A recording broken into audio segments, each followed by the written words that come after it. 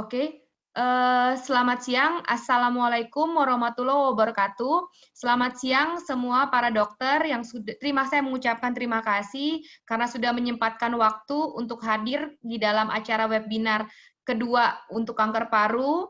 Perkenalkan, saya Angel dari PT AstraZeneca Indonesia. Untuk mempersingkat waktu, saya akan mempersilahkan narasumber kita yaitu Prof. Anwar untuk membuka acara webinar ini. Silakan Prof. Anwar untuk membuka acara webinar ini.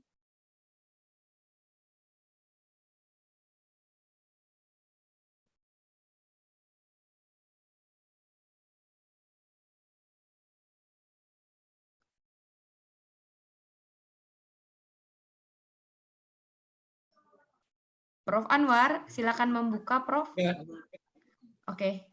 udah.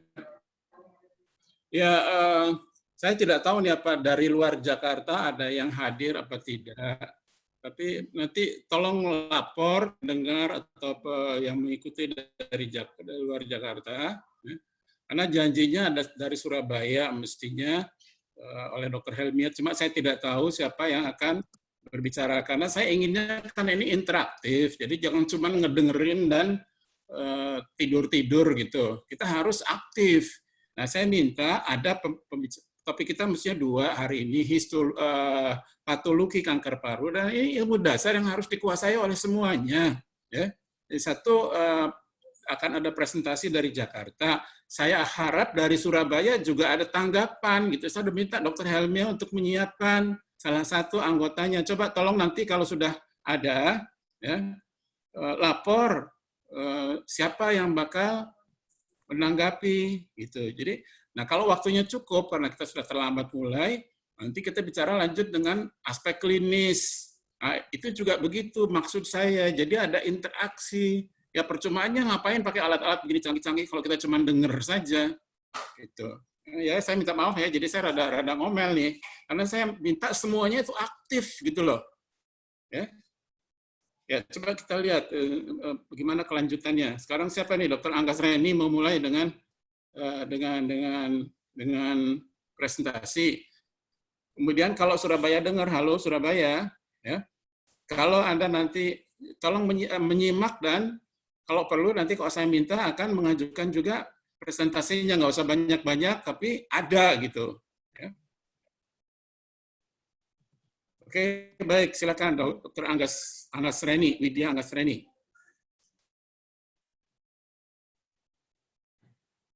Wabarakatuh. Selamat siang Profesor, Dokter, dan rekan-rekan semua. Siang hari ini saya mau melanjutkan dari presentasi kanker paru sebelumnya, histologi, sekarang ke patologi kanker paru, sebelum nanti masuk ke manifestasi gejala klinis.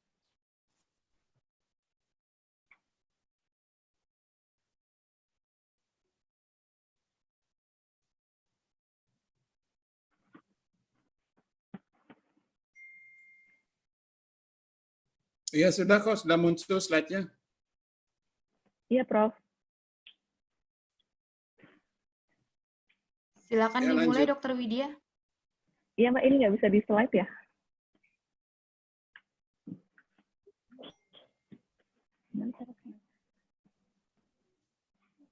Udah.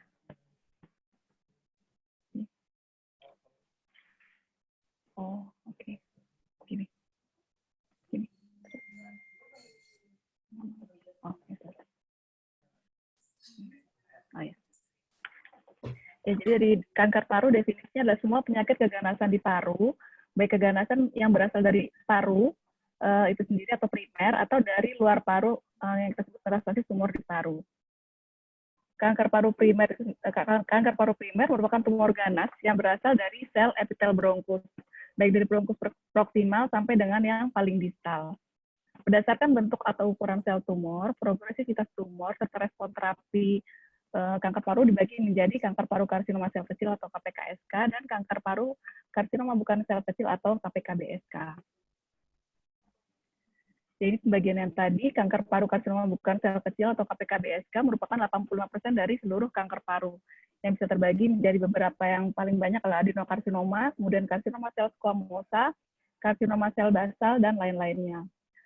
Untuk kanker paru karsinoma sel kecil atau KPKSK merupakan 15% dari seluruh kanker paru. lebih dari 60% itu bermetastasis, dia sifatnya agresif dan tumbuh sangat cepat, dan berasal dari sel neuroendokrin sehingga sering menyebabkan sindrom paraneoplastik. Kanker paru, karsinoma sel kecil atau KPKSK. Tunggu sebentar. Interupsi. Saya beri tambahan. Ya. Baik, Prof. Kalau jadi saya ingin tekankan bahwa ya, kanker paru adalah nama umum untuk semua kanker yang ada di paru. Tetapi yang akan menjadi fokus pembicaraan kita adalah kanker paru primer, yaitu kanker yang berasal dari epitel bronkus. Ya. Dan saya minta difahami betul asal muasalnya berasal dari epitel bronkus, karena dari asal pengetahuan ini kita bisa memahami hal-hal yang lain. Ya. Itu. Dan asal epitel bronkus itu sudah kita bicarakan pada minggu yang lalu, yaitu epitel yang bagaimana, Widya? Yang silindris, bersilia, kan? Ada juga yang sel goblet, bukan? Lalu di samping itu ada sel-sel yang di basal. Ya. Sel di basal ini nanti akan tumbuh menggantikan sel-sel epitel yang mati. Itu kan, copot diganti nama yang di bawahnya. Nah, di antara sel-sel basal itu kan sudah kita bicarakan waktu itu ada juga sel-sel yang bersifat apa? Bersifat apa, Widya? Apa, Prof? Kan nggak nyimak ya. Kan sel-selnya itu ada sel-sel epitel torak, ada yang sel bersilia, dan ada sel-sel yang goblet, bukan? Ada sel-sel yang di basal, betul nggak? Iya. Di antara saya bilang sel-sel basal itu akan tumbuh menggantikan sel-sel yang lepas, ya, sel epitel normal yang lepas. Nah, kemudian di antara sel-sel basal ini ada sel yang jenisnya lain, gitu. Apa yang disebut apa? Yang bersifat apa? Bersifat semu. Salah, bersifat neuroendokrin. Itulah kalau Anda cuman dengar, cuman melongok saja, mestinya kan Anda aktif membahas, membaca dulu apa yang akan dibicarakan, ya. Ada sel-sel tertentu di basal itu yang bersifat neuroendokrin. Itu juga bisa jadi kanker.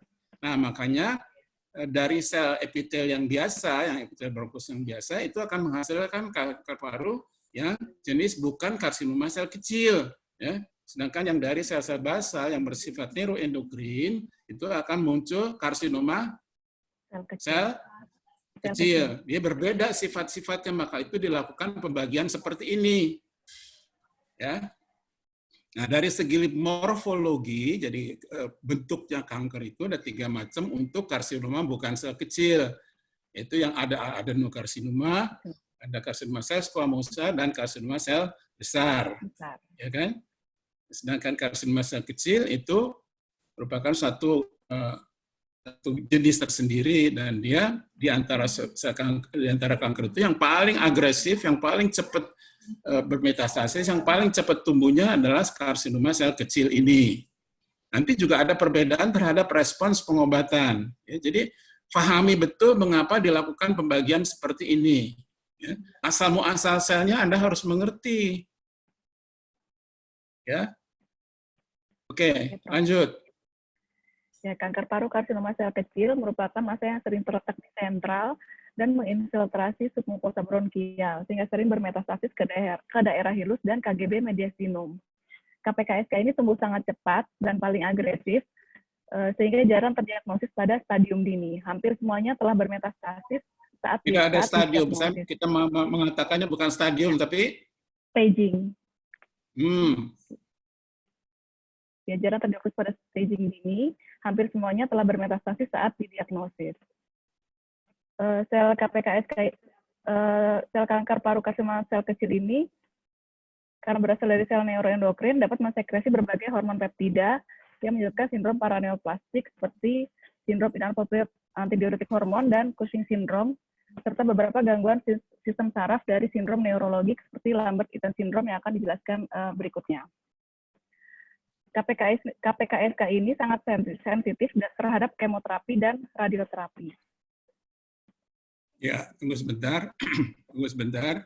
Ya, ini juga harus Anda pahami bahwa karsinoma sel kecil itu dia adalah kanker yang paling cepat tumbuh dan paling agresif dan paling cepat bermetastasis. Jarang ditemukan dalam keadaan stage yang dini, stage 1, 2 itu jarang ditemukan. Nanti kita bicara pada staging ya. Tapi karsinoma sel kecil hampir selalu ditemukan dalam keadaan sudah bermetastasis. Ya. Dan karena tadi dia bersifat neuroendokrin, dia bisa memberikan gejala-gejala sesuai dengan sindrom paraneoplastik itu yang sudah disebutkan dalam slide. Ya. Nah, ada untungnya, dia sangat sensitif terhadap kemoterapi maupun radioterapi. Itu ya. Jadi nanti kalau dikasih kemoterapi responsnya baik dan dia tidak pernah bisa dibedah oleh karena jarang ditemukan atau tidak pernah ditemukan dalam keadaan dini. Gitu. Oke, lanjut. Ini gambaran patologi dari KPKSK. Sel tumornya berukuran kecil dengan sitoplasma yang sedikit dan batas selnya tidak jelas. Kromatin nukleusnya halus dan tidak terdapat nukleolus. Banyak ditemukan sel-sel yang bermitosis serta disertai gambaran yang nekrosis. Karena gambaran yang menyerupai biji gandum sehingga sering disebut dengan oat-cell karsinoma. Tunggu sebentar. Nah, ini gambaran histologi, sebetulnya kita bukan ahli, jadi kita tidak harus menghafal, tetapi sangat baik kalau kita mengerti. Sehingga nanti kalau patoloanatom memberi kita hasil pemeriksaan, kita bisa menginterpretasi hasil tersebut. Ya. Ini sifat-sifat yang harus dikenal. Selnya kecil-kecil, ya. Sitoplasmanya hampir tidak ada. Ya. Dan tidak ada struktur tertentu, dia nggak berbentuk kelenjar, dia nggak berbentuk seperti squamous, tapi dia sel-sel yang longgar saja. Dan itu kalau kita membaca interpretasi dari patoloanatom, kita tahu bahwa itu adalah sel karsinoma sel kecil, cocok, dia harus dicocokkan dengan klinis, ya. Nah, oat-cell karsinoma itu cuma bentuk yang istimewa aja. Klinisnya sama dengan umumnya karsinoma sel kecil. Oke, lanjut. Jadi Surabaya sudah hadir apa belum ya? Mohon tulis di chat kalau sudah hadir.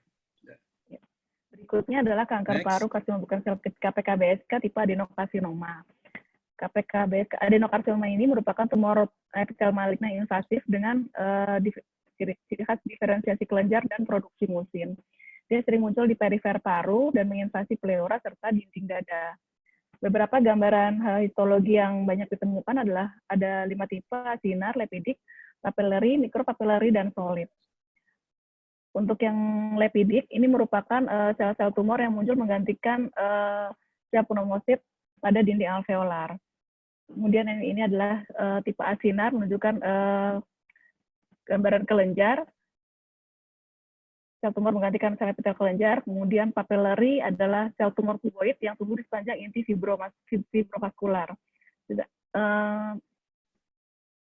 Yang mikropapillary tidak ada keterlibatan inti fibrovaskular. Sedangkan yang solid merupakan lembaran sel tumor dengan sitoplasma yang banyak dan lebih padat. Yang ini adalah invasif mucinous atau adenoma mucinous invasif, menunjukkan sel-sel kolumnar yang diisi dengan musin yang banyak, menyerang ke dalam pola asinar. Ini gambarnya sebelah kiri adalah gambar dengan pola asinar.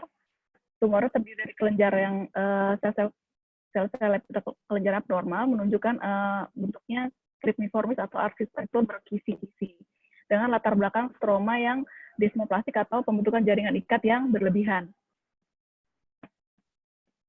Sel kelenjar abnormal ini dibatasi oleh sel tumor kolumnar dengan sitoplasma yang banyak dan nukleus yang pleomorfik ringan. Sedangkan yang sebelah kanan adalah dengan gambaran yang lepidik tadi, sel tumornya berbentuk kolumnar dengan gambaran hobnail atau paku sepatu. Sel-sel tumornya membesar, intinya hiperkromatik, dan tetap berada di septa alveolar dan tidak menginvasi ke jaringan paru. Ini berikutnya lagi, gambar adenokarsinoma dengan pola lepidik atau bronkoalveolar. Yang ini adalah adenokarsinoma lepidik. Jadi tanpa sel-selnya itu, septanya itu menebal karena sel pneumosit itu tergantikan oleh sel-sel tumor. Sedangkan yang kanan, gambaran paru normalnya atau sel normal dengan septa yang tipis dan dilapisi oleh pneumosit yang gepeng.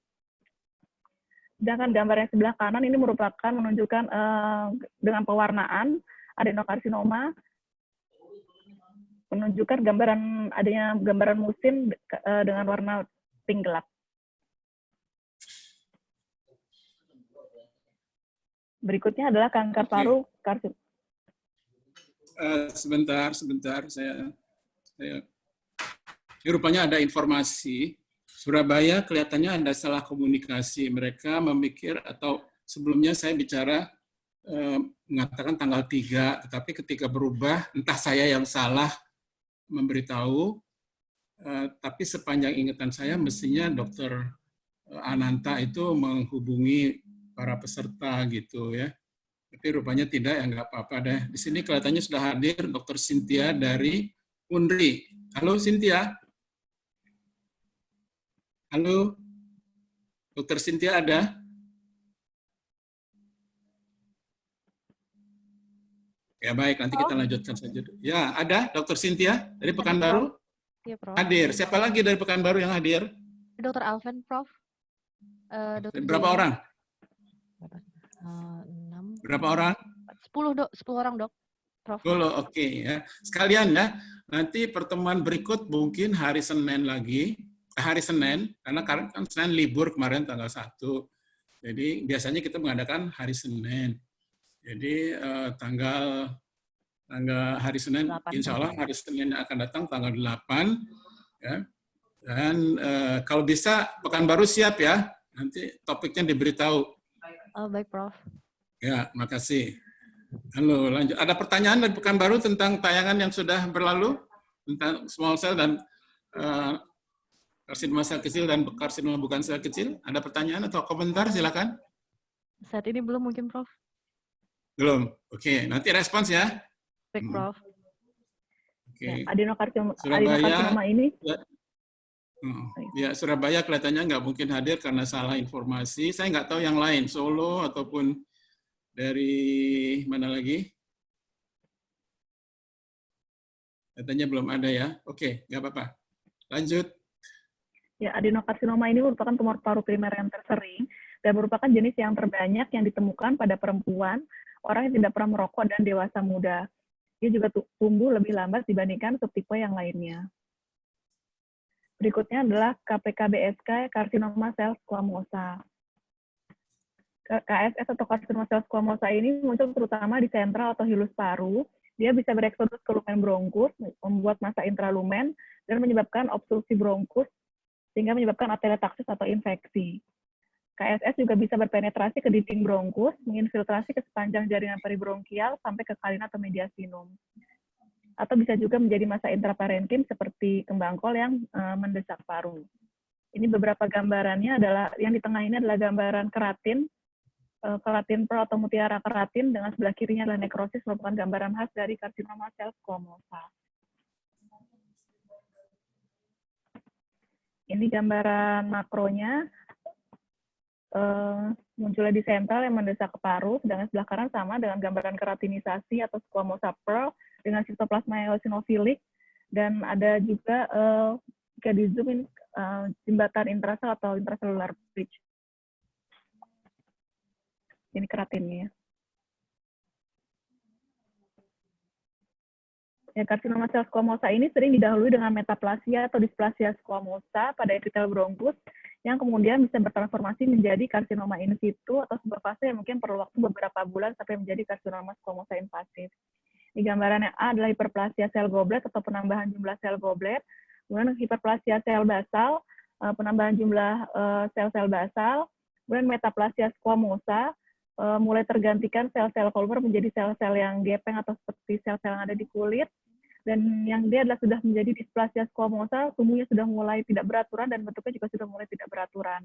Kemudian gambaran yang E adalah karsinoma in situ, dan ini karsinoma squamosa invasif. Ya, sebentar. Kembali ke slide ya itu. Ya, ini saya rasa slide yang sangat penting ya. Yang disebut metaplasia. Metaplasia artinya epitel itu berubah. Ya. Kalau normal epitel metaplasia di bronkus itu kalau selnya normal adalah sel-sel yang sebelah paling atas kanan A, itu sel-sel yang berambut getar atau yang bermusin. Lalu di bawahnya, di deretan bawah, walaupun tetap sama dia setingkat, itu ada sel-sel basal. Nah, ini sel basal ini yang tadi saya bilang akan tumbuh nanti. Nah, yang ini misalnya sel-sel basal ini akan tumbuh, dia menggantikan sel yang ini yang copot nantinya, gitu kan. Nah, kemudian karena pengaruh berbagai-bagai hal, bisa terjadi perubahan epitel menjadi epitel yang normal menjadi epitel yang lain, yaitu yang disebut metaplasia squamosa kalau di saluran napas. Ya. Ada hal-hal yang bisa menimbulkan timbulnya metaplasia squamosa. Apa tuh? Coba sebutkan Widya yang bisa menimbulkan peradangan kronis. Perubahan. Misalnya apa? Peradangan kronis atau merokok. Peradangan kronik, merokok. Apalagi?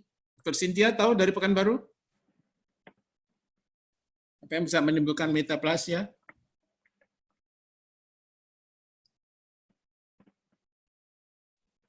Halo?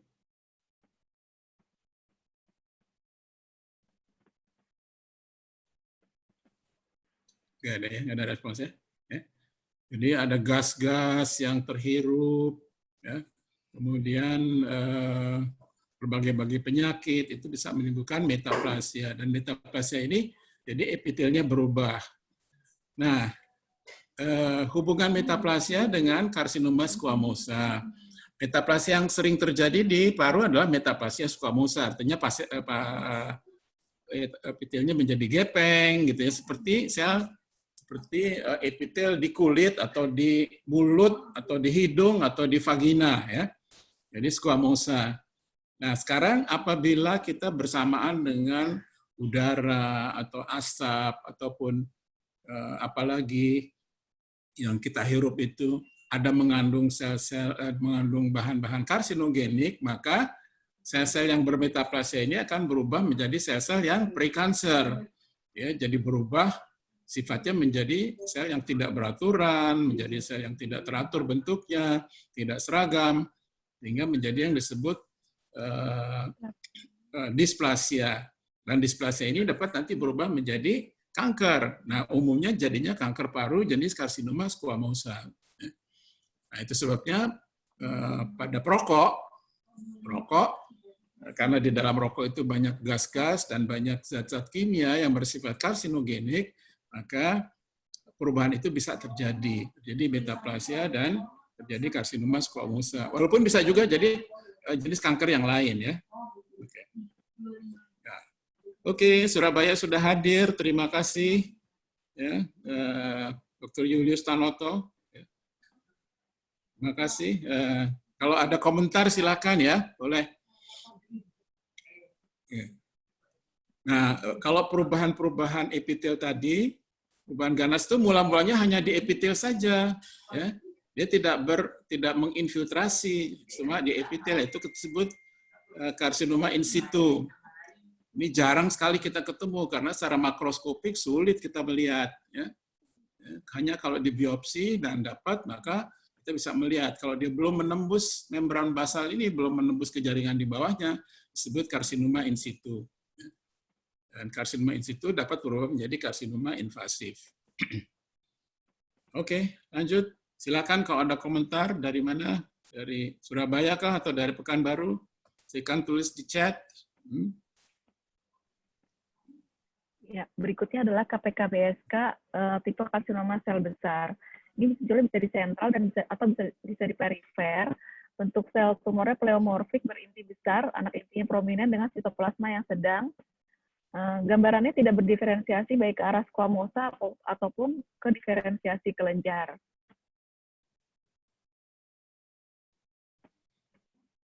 Ya, karsinoma sel besar seperti namanya menyebutkan selnya sel besar-besar. Jadi dia merupakan perubahan yang Pokoknya diferensiasinya tidak bagus lah. Itu menunjukkan juga keganasan yang tinggi. Ya. Karsinoma sel besar termasuk juga kanker yang hampir tidak pernah ditemukan dalam keadaan dini karena memang juga tumbuhnya cukup cepat dan cepat progresif dan cepat invasif. Oke, lanjut. Ya, berikut ini simpulannya tadi yang gambaran A adalah adenokarsinoma dengan keterlibatan kelenjar dan produksi musin. Kemudian yang B adalah karsinoma sel squamosa dengan mutiara pearl dan intercellular bridge. Kemudian karsinoma sel kecil yang menyerupai biji gandum dengan sel-sel yang kecil-kecil dan sitoplasma yang sedikit. Dan terakhir adalah karsinoma sel besar yang sel-sel berisi besar dengan anak inti prominent dan sitoplasmanya cukup banyak. Ya, oke. Silakan. Jadi sudah diuraikan jenis-jenis histologi kanker paru ya. Karsinoma sel kecil, karsinoma squamosa, adenokarsinoma dan karsinoma sel besar. Dan itu nanti berpengaruh kepada policy kita untuk mengobati. Masing-masing itu agak berbeda reaksinya, kecepatan reaksi dan lain-lain terhadap obat-obat yang kita berikan. Nah, barangkali ada komentar dari Surabaya, ada yang sudah menyiapkan? Halo Surabaya, mau bicara? Ya, terima kasih dokter kesempatannya.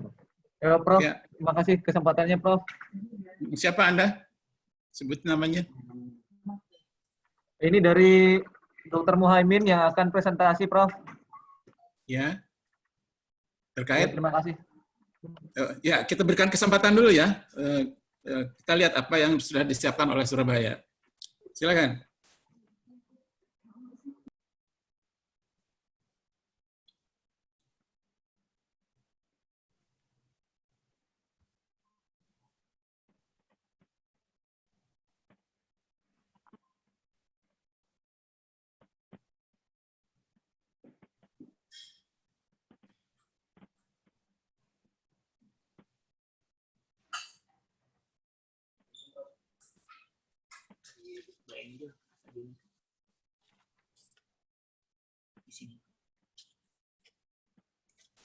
Ya, sambil menunggu, kalau memang Surabaya sudah menyiapkan, nggak apa-apa. Di sini ada pertanyaan. Oh, Julius sudah siap?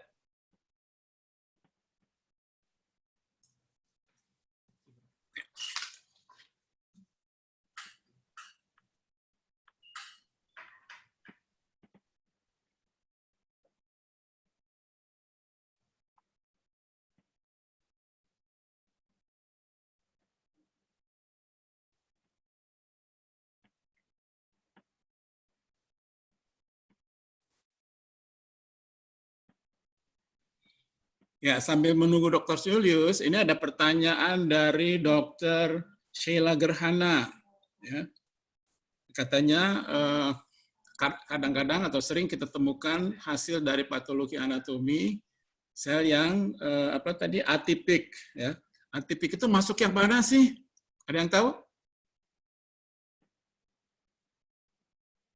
Dr. Widya tahu nggak?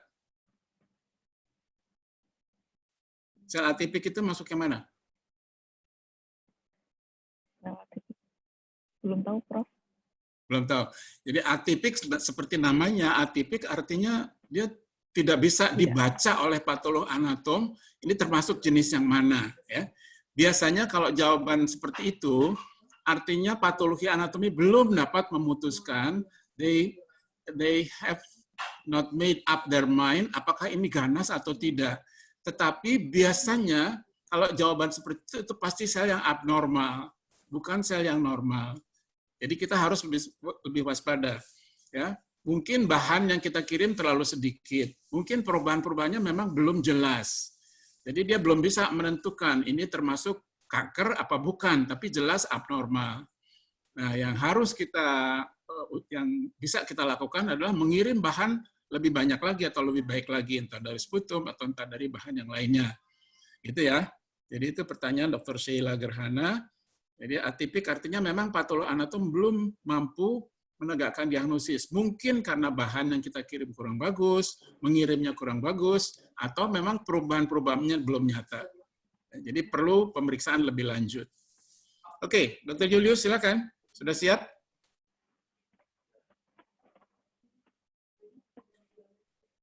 Siap, Julius?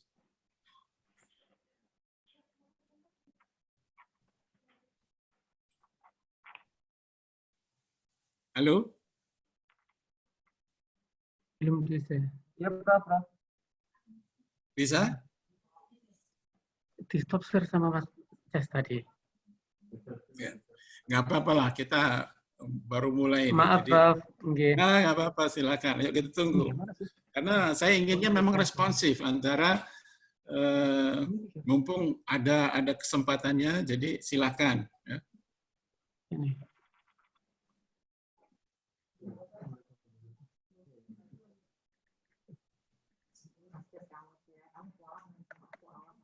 Ini sudah. Prof, apakah sudah terlihat, Prof? Belum, Prof? belum terlihat. Belum ya, belum terlihat ya. Belum. Widya gimana? Angel bisa lihat nggak?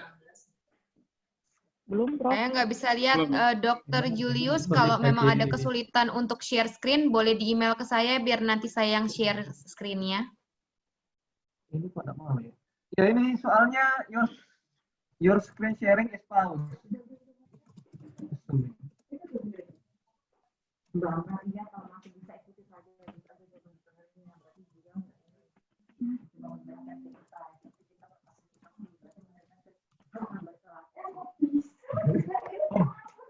Dok, boleh di email ke saya, Dok, slide-nya biar saya nanti yang bantu share. Nanti dokter tinggal presentasi, tinggal bilang next aja, nanti saya yang bantu.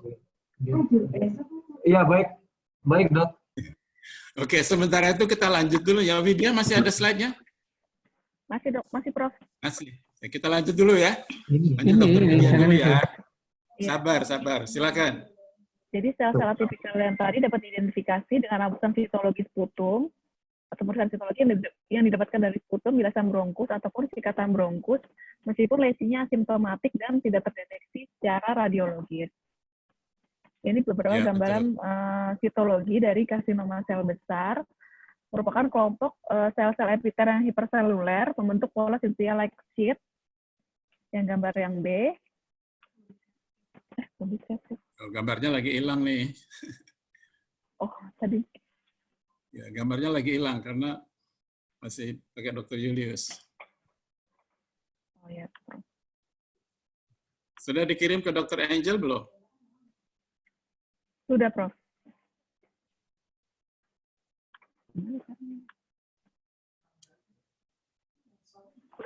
Sudah muncul belum? Belum ada. Sudah. Ya.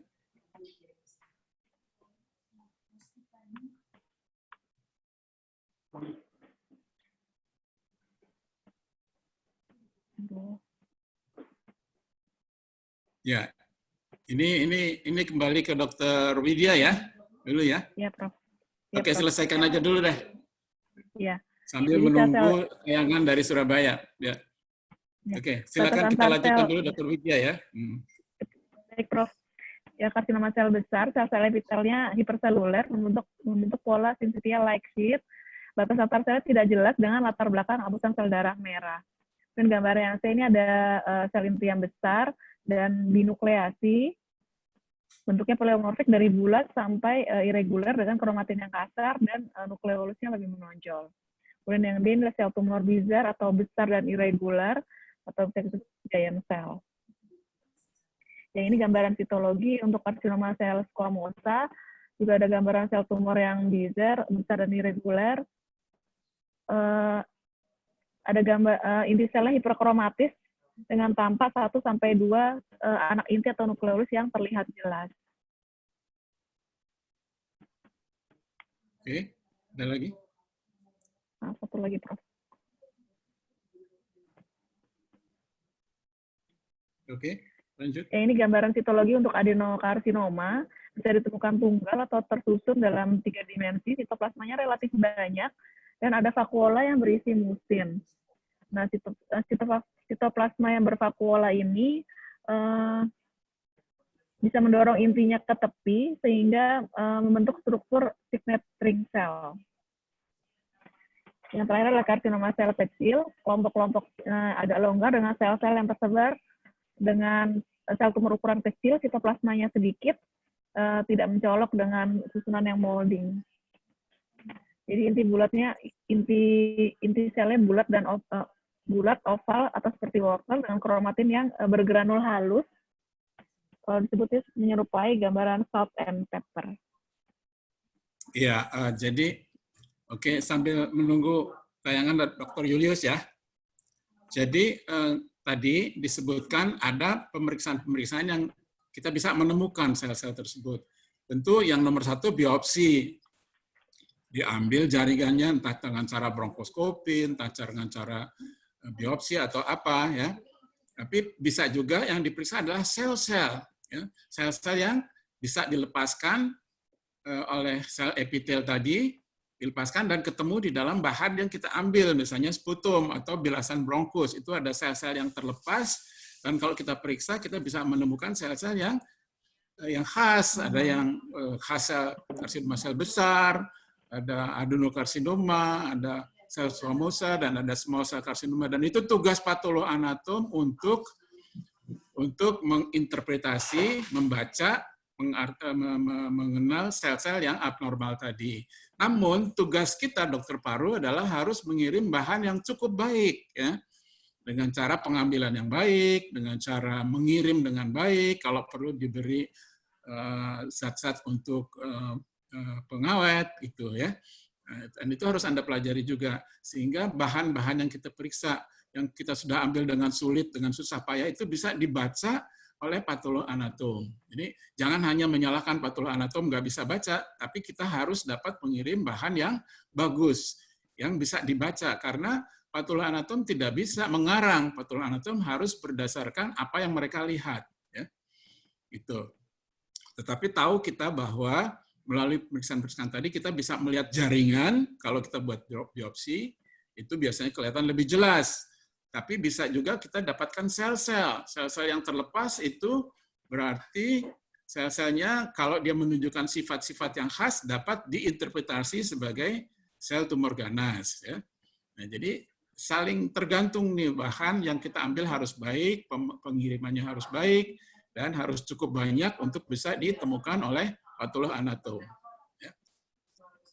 Oke, ada pertanyaan atau ada komentar? Silakan.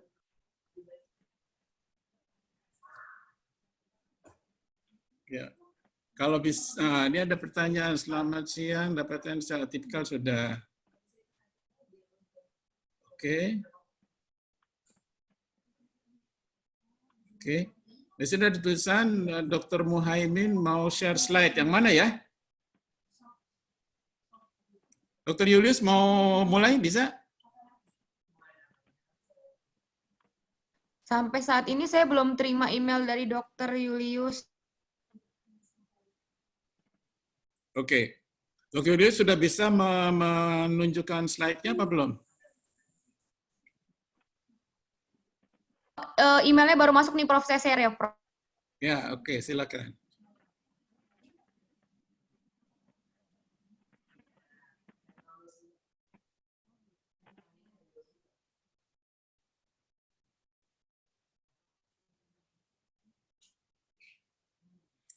Ini ada pertanyaan sambil menunggu. Ini ada pertanyaan dari dokter siapa nih? Rina Aristiana. Ya. Apa gunanya pemeriksaan histokimia? Ya.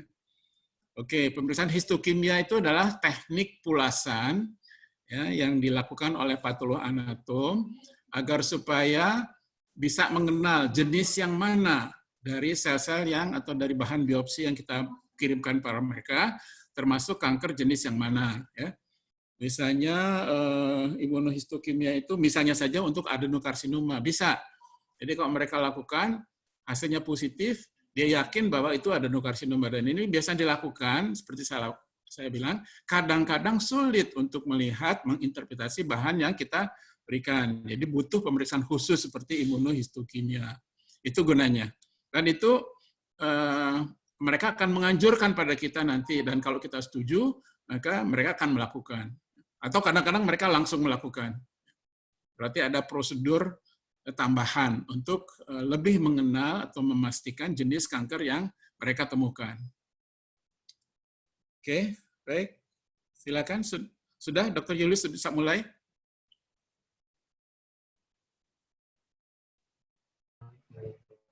Iya, Prof. Selamat siang. Selamat siang, silakan.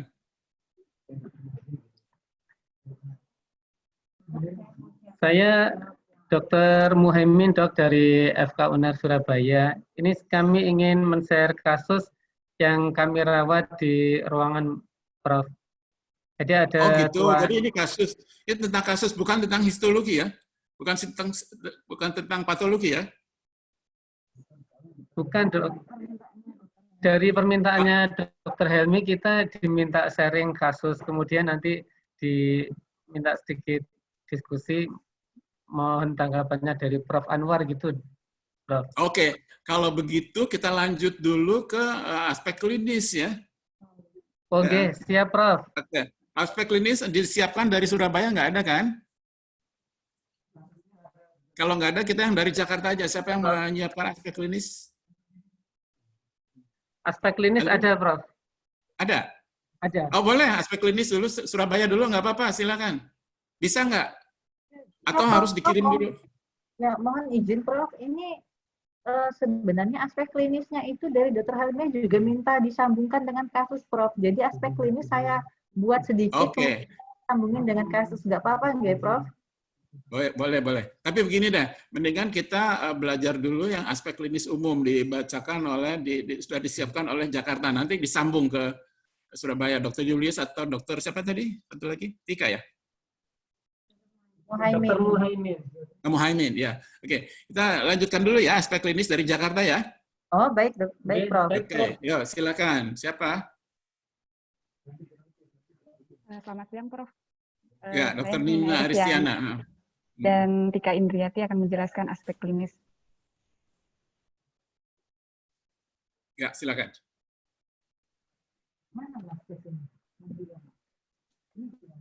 Muhaimin.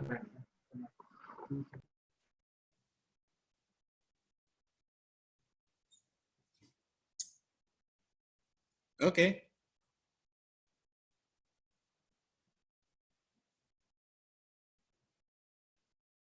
Selamat siang, Assalamualaikum warahmatullahi wabarakatuh. Saya Nina Aristiana dan Tika Indriati akan menjelaskan manifestasi klinis kanker paru yang meliputi anamnesis dan pemeriksaan fisik. Yang pertama yang akan saya jelaskan adalah anamnesis. Dari anamnesis ini kita akan memperoleh keluhan dan tanda kanker paru yang berasal dari pertama pertumbuhan neoplastik terhadap saluran napas, kedua penekanan atau infiltrasi ke organ sekitarnya, berikutnya dari metastasis dan sindrom paraneoplastik.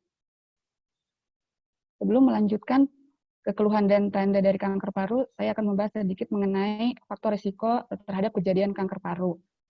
Faktor risikonya terdiri dari usia, faktor keluarga, genetik, pajanan asap rokok, pajanan lingkungan radiasi di rumah, dan pajanan dari lingkungan pekerjaan atau okupasi. Yang pertama usia. Di atas 40 tahun, semakin tahun risiko kejadian terhadap kanker paru akan meningkat. Hal ini disebabkan karena proses biologis, penuaan, dan mutasi genetika. Faktor keluarga juga sangat berperan. Ketika terdapat riwayat kanker paru di keluarga, maka maka pasien atau individu akan memiliki risiko yang lebih tinggi dibandingkan tanpa adanya riwayat kanker paru di keluarga. Sebagai contoh, pada adenokarsinoma terdapat riwayat pada keluarga mutasi epidermal growth factor receptor. EGFR ini tinggi pada perempuan Asia yang bukan perokok. Berikutnya adalah pajanan asap rokok. Merupakan faktor risiko utama untuk kejadian kanker paru. 10-30 kali berisiko terkena kanker paru. Pada manusia, 5% kanker paru disebabkan oleh virus, 5% oleh radiasi, dan 90% oleh zat kimia. Dari 90%, sebanyak 30%-nya akibat tembakau. Berdasarkan US Surgeon General Report tahun 2014, laki-laki perokok 25 kali lipat mengalami kanker paru dibandingkan laki-laki yang bukan perokok. Sedangkan perempuan perokok 25,7 kali lipat berisiko terkena kanker paru dibandingkan perempuan bukan perokok. Asap rokok terdiri dari beberapa asap, yaitu asap utama, asap sampingan, second hand smoke, dan third hand smoke. Asap utama merupakan asap yang diinhalasi perokok. Sedangkan asap sampingan adalah asap yang berasal dari rokok yang menyala di antara dua hisapan. Second hand smoke adalah asap sampingan ditambah dengan asap utama. Biasanya second hand smoke ini diinhalasi oleh perokok pasif. Sedangkan third hand smoke merupakan second hand smoke yang bercampur dengan debu dan menempel pada permukaan benda-benda hingga menetap berbulan-bulan. Pajanan dari rumah berasal dari gas radon yang berasal dari tanah. 1 sampai 1,06 beresiko untuk terjadi kanker paru pada kadar 100 becquerel per meter kubik. Sedangkan faktor okupasi mencetuskan risiko kanker paru 0,6 sampai 40% dari pajanan karsinogen. Bersinergi dengan asap rokok pada pekerja dapat menimbulkan 24% berisiko terkena kanker paru. Menurut International Association for Research on Cancer, terdapat 4 grup karsinogen. Yang pertama, grup 1 terbukti karsinogen terhadap manusia, grup 2 terbagi atas 2A dan 2B, 2A kemungkinan besar karsinogen terhadap manusia, 2B mungkin sebagian karsinogen terhadap manusia, grup 3 tidak dikelompokkan sebagai karsinogen, grup 4 mungkin bukan karsinogen. Ada beberapa karsinogen yang sering, yaitu asbes, benzen, arsenik, sampai radiasi ultraviolet. Berikutnya, saya akan lanjutkan apa saja keluhan dan tanda yang disebabkan oleh kanker paru. Yang pertama tadi, akibat pertumbuhan neoplastik terhadap saluran napas dan penekanan atau infiltrasi ke organ sekitarnya akan menimbulkan keluhan seperti batuk, hemoptisis, sesak napas, nyeri dada, disfagia, dan suara serak. Batuk merupakan iritasi endobronkus atau penekanan tumor terhadap bronkus atau trakea. Batuk dapat terjadi karena infeksi sekunder yang terjadi bersamaan dengan kanker paru. Infeksi bisa berupa pneumonia, emfyema, atau bronkitis. Batuk dapat disebabkan ketika kanker sudah menyebar ke esofagus membentuk fistula bronkoesofagus atau ke trakea membentuk fistula trakeoesofagus. Pada keadaan ini, khas batuk terjadi saat menelan. Batuk dapat disertai atau tanpa dahak. Sedangkan untuk batuk darah jarang masif. Darah biasanya bercampur darah. Terjadi karena pecahnya kapiler saluran napas dan alveolus. Hemoptisis ini terjadi pada tumor sentral dengan kerapan 35%. Hemoptisis ditambah riwayat merokok pada usia di atas 40 tahun meningkatkan kecurigaan terhadap kanker paru. Sedangkan untuk keluhan sesak napas, terjadi karena tumor terdapat pada saluran napas yang menyebabkan obstruksi, dan tumor yang terdapat pada parenkim paru menyebabkan ruang alveoli berkurang. Jika tumor telah mencapai metastasis ke hati, dapat menyebabkan hepatomegali atau asites, sehingga terjadi gangguan kompensi di dada atau diafragma.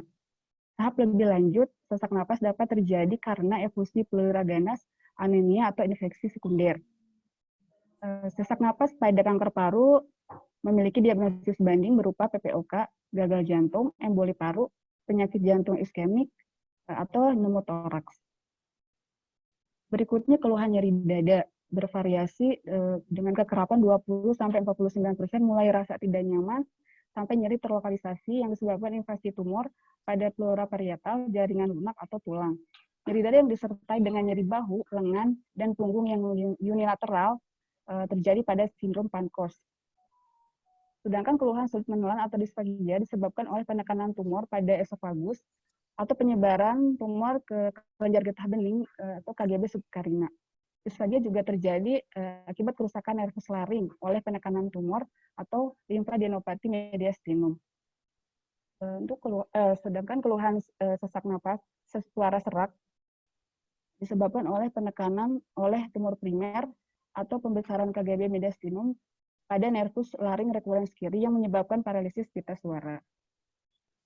Menurut jurnal RL Cancer Statistik tahun 2016, terdapat 4 keluhan tersering, yaitu batuk, penurunan berat badan, sesak napas, dan nyeri dada. Dengan kekerapan yang paling sedikit yaitu disfagia, meni, dan stridor 0-2%. keluhan berikutnya dari kanker paru terjadi karena Ya, metastasis. tunggu sebentar. Jadi Silakan, saya Prof. beri komentar ya. Saya beri komentar memang ingat dari tadi kita mulai bahwa kanker paru berasal dari epitel bronkus ya. Jadi tumbuh dari saluran napas. Maka gejalanya biasanya mengenai gangguan pada saluran napas. Pertumbuhan kanker di dalam saluran napas itu akan mengganggu aliran udara, mengganggu keseimbangan, bisa terjadi infeksi, bisa menjadi penekanan kepada parenkim di sekitarnya, bisa menimbulkan sekresi mukus yang banyak. Jadi gejala-gejalanya umumnya adalah gejala-gejala saluran napas. Dan kalau dia berdekatan dengan saraf, maka mungkin muncul gejala-gejala penekanan saraf. Begitu. Jadi dan dia tidak bisa dibedakan antara gejala kanker dan bukan gejala kanker.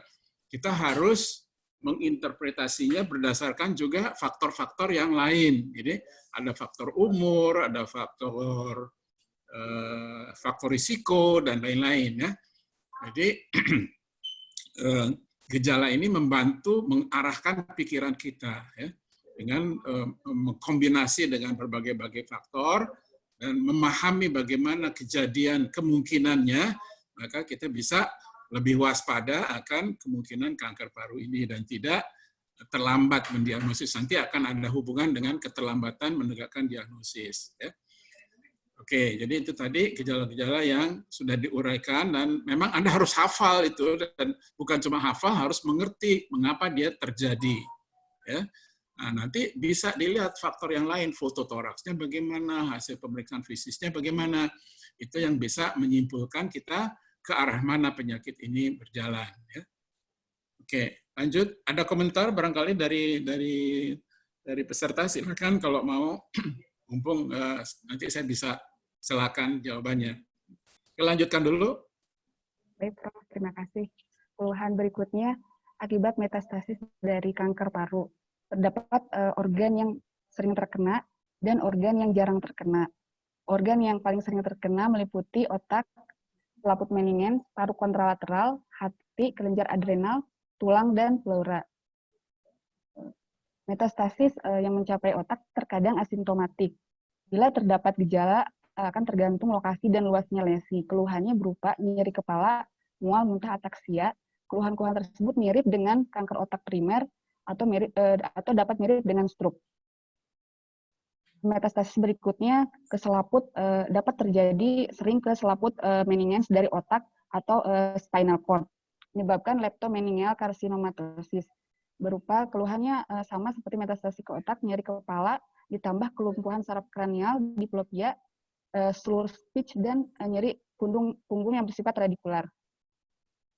Organ berikutnya yang paling sering terkena yaitu paru bagian kontralateralnya. Metastasis yang mencapai hati dapat bersifat asimptomatik walaupun sudah terjadi hepatomegali, dan jika sudah dan bila menunjukkan keluhannya berupa kelelahan, penurunan berat badan, nyeri epigaster dan atau abdomen, mual, muntah, serta ikterus. Metastasis yang mencapai kelenjar adrenal dan kelenjar getah bening intraabdomen akan menyebabkan flank pain dan nyeri abdomen. Metastasis yang cukup sering terjadi juga pada tulang. Yang sering terkena adalah tulang aksial dan tulang panjang bagian proksimal. Nyeri yang terjadi cukup signifikan dan kekerapannya sekitar 25%. Organ berikutnya adalah yang sering terkena metastasis pleura yang menyebabkan efusi. Organ yang jarang terkena adalah perikat, organ visceral, kulit, subkutan, ginjal, pankreas, dan medula spinalis. Pada perikat akan menyebabkan efusi perikat. Kejadiannya 5-10% dari seluruh kejadian kanker paru. Gejalanya meliputi ansietas, nyeri dada substernal, distensi vena jugularis, dan dapat terjadi hepatomegali. Menurut ERS Journal tahun 2014 dengan judul Lung Cancer Clinical Presentation and Specialist Referral Time, pada kanker paru sejumlah 1.277 sampel sekitar 14 tahun diperoleh alarm simptom atau keluhan awal berdasarkan sel tumor. dibedakan atas adenokarsinoma, sel squamous, dan sel kecil. Pasien datang tanpa keluhan terbanyak pada tipe adenokarsinoma disusul sel squamous dan sel kecil. Keluhan terbanyak berikutnya yang meliputi batuk sampai keluhan metastasis terbanyak frekuensinya pada sel squamous, kemudian disusul adenokarsinoma dan sel kecil. Menurut American Academy of Family Physicians tahun 2015, diperoleh gejala dan tanda lokal oleh tumor paru primer ditunjukkan dengan likelihood ratio tertinggi dengan jari tabuh disusul hemoptisis, penurunan berat badan, anoreksia, dan likelihood ratio terkecil adalah batuk pada kunjungan pertama dan keluhan kelelahan. Sedangkan gejala dan tanda kanker akibat metastasis menurut American Academy of Family Physicians tahun 2015 yang tersering adalah metastasis yang mencapai hati sekitar 60%, disusul tulang 25%. Keluhan yang diperoleh dari kanker paru berikutnya adalah dari gejala sistemik yang merupakan penyakit kronis, yaitu kanker paru berupa penyakit kronis. Yang pertama, cancer cachexia syndrome, yaitu adanya penurunan nafsu makan, berat badan, kelemahan tubuh yang menyebabkan penurunan tampilan fisik. Berikutnya, sindrom of maladaptive metabolism yang menyebabkan penurunan asupan nutrisi, peningkatan gluconeogenesis, proteolisis, dan lipolisis. Hal ini yang menyebabkan juga penurunan berat badan. Gejala sistemik lainnya berupa infeksi saluran nafas yang terjadi berulang, biasanya pneumonia dengan keluhan gejala demam yang tinggi, nyeri pleuritik, batuk, dan sesak nafas yang meningkat. Keluhan berikutnya berasal dari sindrom paraneoplastik dan pemeriksaan fisik akan dijelaskan oleh Tika Indriati. Assalamualaikum warahmatullahi wabarakatuh. Terima kasih atas kesempatannya. Melanjutkan penjelasan dari Dr. Nina, keluhan dan tanda kanker paru yang keempat terjadi akibat sindrom paraneoplastik. Sindrom paraneoplastik ini merupakan kelompok kelainan klinis yang dikaitkan dengan keganasan, namun tidak terkait langsung dengan efek fisik dari tumor primer maupun metastasis. Sindrom paraneoplastik utama yang dapat terjadi pada pasien kanker paru yaitu sindrom endokrin dan sindrom imunologis. Sindrom endokrin yang sering terjadi pada pasien kanker paru adalah sindrom Cushing ektopik, sindrom of inappropriate antidiuretic hormone atau SIADH, sindrom karsinoid, dan hiperkalsemia terkait dengan keganasan.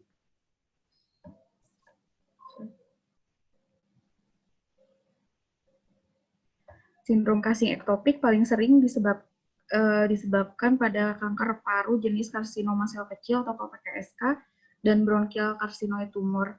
Sindrom Cushing ektopik dapat terjadi karena sekresi dari ACTH atau adenokortikotropik hormon atau pelepasan kortikotropin oleh tumor yang menyebabkan pelepasan kortisol dari kelenjar adrenal.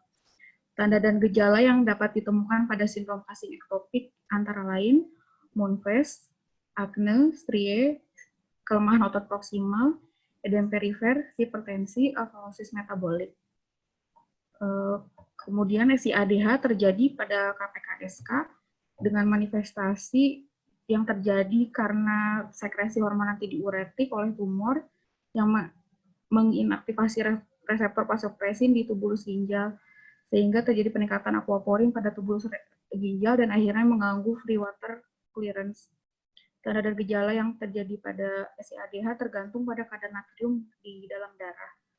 Gejala yang ringan berupa kelemahan, bingung, sakit kepala, mual, penurunan kesadaran, serta kejang. Sindrom ketiga yaitu sindrom karsinoid, umumnya terjadi pada tumor neuroendokrin. Sindrom ini disebabkan oleh pelepasan serotonin yang masif oleh tumor. Tanda dan gejala utama sindrom karsinoid adalah hipotensi, aritmia, bronkokonstriksi, diare sekretorik, serta skin flushing.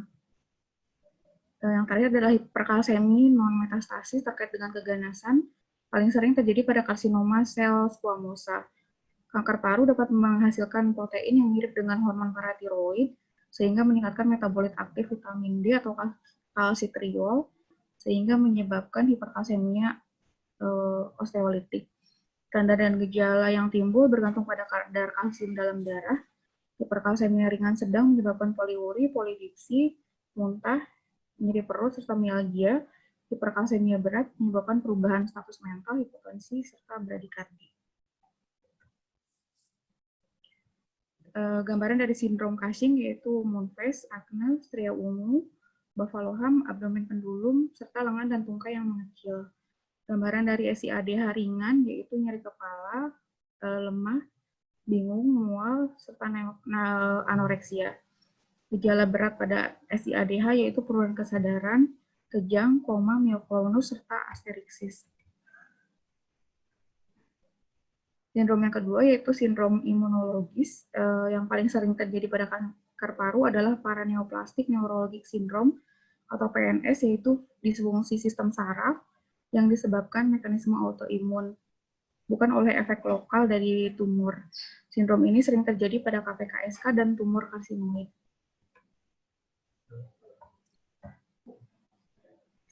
Paraneoplastic neurologic syndrome dapat terjadi pada pasien kanker paru, yaitu encephalitis limbik, degenerasi cerebral paraneoplastik, Lambert-Eaton myasthenia syndrome atau LEMS, myasthenia gravis, neuropati otonom, serta subakut sensori neuropati. Encephalitis limbik menyebabkan tanda dan gejala berupa halusinasi, hilang ingatan, perubahan suasana hati, gejala hipotalamik. Degenerasi cerebral paraneoplastik dengan gejala ataksia, diplopia, disfagia, serta dysarthria. LEMS bermanifestasi sebagai kelemahan otot proksimal ekstremitas bawah, kelelahan, kelemahan diafragma, serta gejala bulbar. Myasthenia gravis dengan gejala dan tanda kelemahan otot volunteer, yaitu otot okulobulbar dan otot ekstremitas, serta kelemahan pada diafragma. Neuropati otonom terjadi pada sistem simpatik, parasimpatik, dan sistem enterik. Gejala dan tandanya berupa hipotensi ortostatik, disfungsi gastrointestinal, mata kering, mulut kering, disfungsi kandung kemih, gangguan refleks pupil, konstipasi, mual, muntah, disfagia, penurunan berat badan, dan distensi abdomen. Kemudian subakut sensori neuropati dengan gejala dan tanda paresesi atau nyeri, ataksia, distribusi multifokal, dan asimetris. Selanjutnya, berikut adalah ringkasan dari manifestasi klinis kanker paru. Pertumbuhan sel abnormal dan tidak terkontrol pada satu atau kedua paru, sehingga terjadi kanker paru, menyebabkan terjadinya dua mekanisme utama munculnya gejala dan tanda pada pasien kanker paru, yaitu pertumbuhan tumor lokal serta sekresi substansi aktif biologis. Pertumbuhan tumor lokal menyebabkan obstruksi jalan napas proksimal, obstruksi atau kompresi lokal, penyebaran tumor ke permukaan pleura, serta invasi jalan napas. Obstruksi jalan napas proksimal mempengaruhi kemampuan dalam membersihkan patogen yang terinhalasi, sehingga terjadi pneumonia post-obstruktif dengan gejala batuk, demam, dan sesak napas. Obstruksi atau kompresi lokal sekitar tumor meningkatkan usaha ventilasi paru sehingga terjadi sesak napas. Kompresi pada saraf laring menyebabkan gangguan inervasi pada pita suara sehingga terjadi suara serak. Kompresi pada plexus brachial menyebabkan nyeri pada leher, bahu, serta lengan. Kompresi pada vena cava superior menyebabkan bengkak pada wajah atau lengan. Penyebaran tumor ke permukaan pleura menyebabkan rasa tidak nyaman atau nyeri pada dada, serta efusif pleura. Invasi pada pembuluh darah jalan napas dapat menyebabkan hemofilisis atau batuk darah. Ya, halo, saya salah ya. Halo, saya salah dulu ya. Saya rasa ini suatu gambar, suatu skema yang cukup bagus untuk difahamin ya, bagaimana gejala-gejala yang mungkin kita temukan pada pasien itu kita interpretasi. Ya. Ada baiknya slide ini sering dilihat ya, dan difahami betul-betul bagaimana bisa muncul gejala-gejala yang mungkin kita temukan pada pasien. Saya kira tidak usahlah kita bahas sampai mendetail. Ini tidak mungkin kalau cuma dibaca aja sih nggak akan ngerti apa-apa. Tapi lebih baik Anda pahami, Anda teliti, Anda resapkan betul-betul. Dan ini sudah satu skema yang cukup sistematik, bagus untuk belajar. Ya. Oke, saya kira itu aja dari kita singkatkan mengenai pembahasannya. Tetapi saya sangat anjurkan agar slide ini sering dilihat dan sering Anda pahami betul bagaimana bisa terkait dengan gejala yang kita bisa dapatkan pada pasien. Masih ada slide lagi? Masih cukup banyak slide-nya? Kalau enggak, kita buka pertanyaan dulu.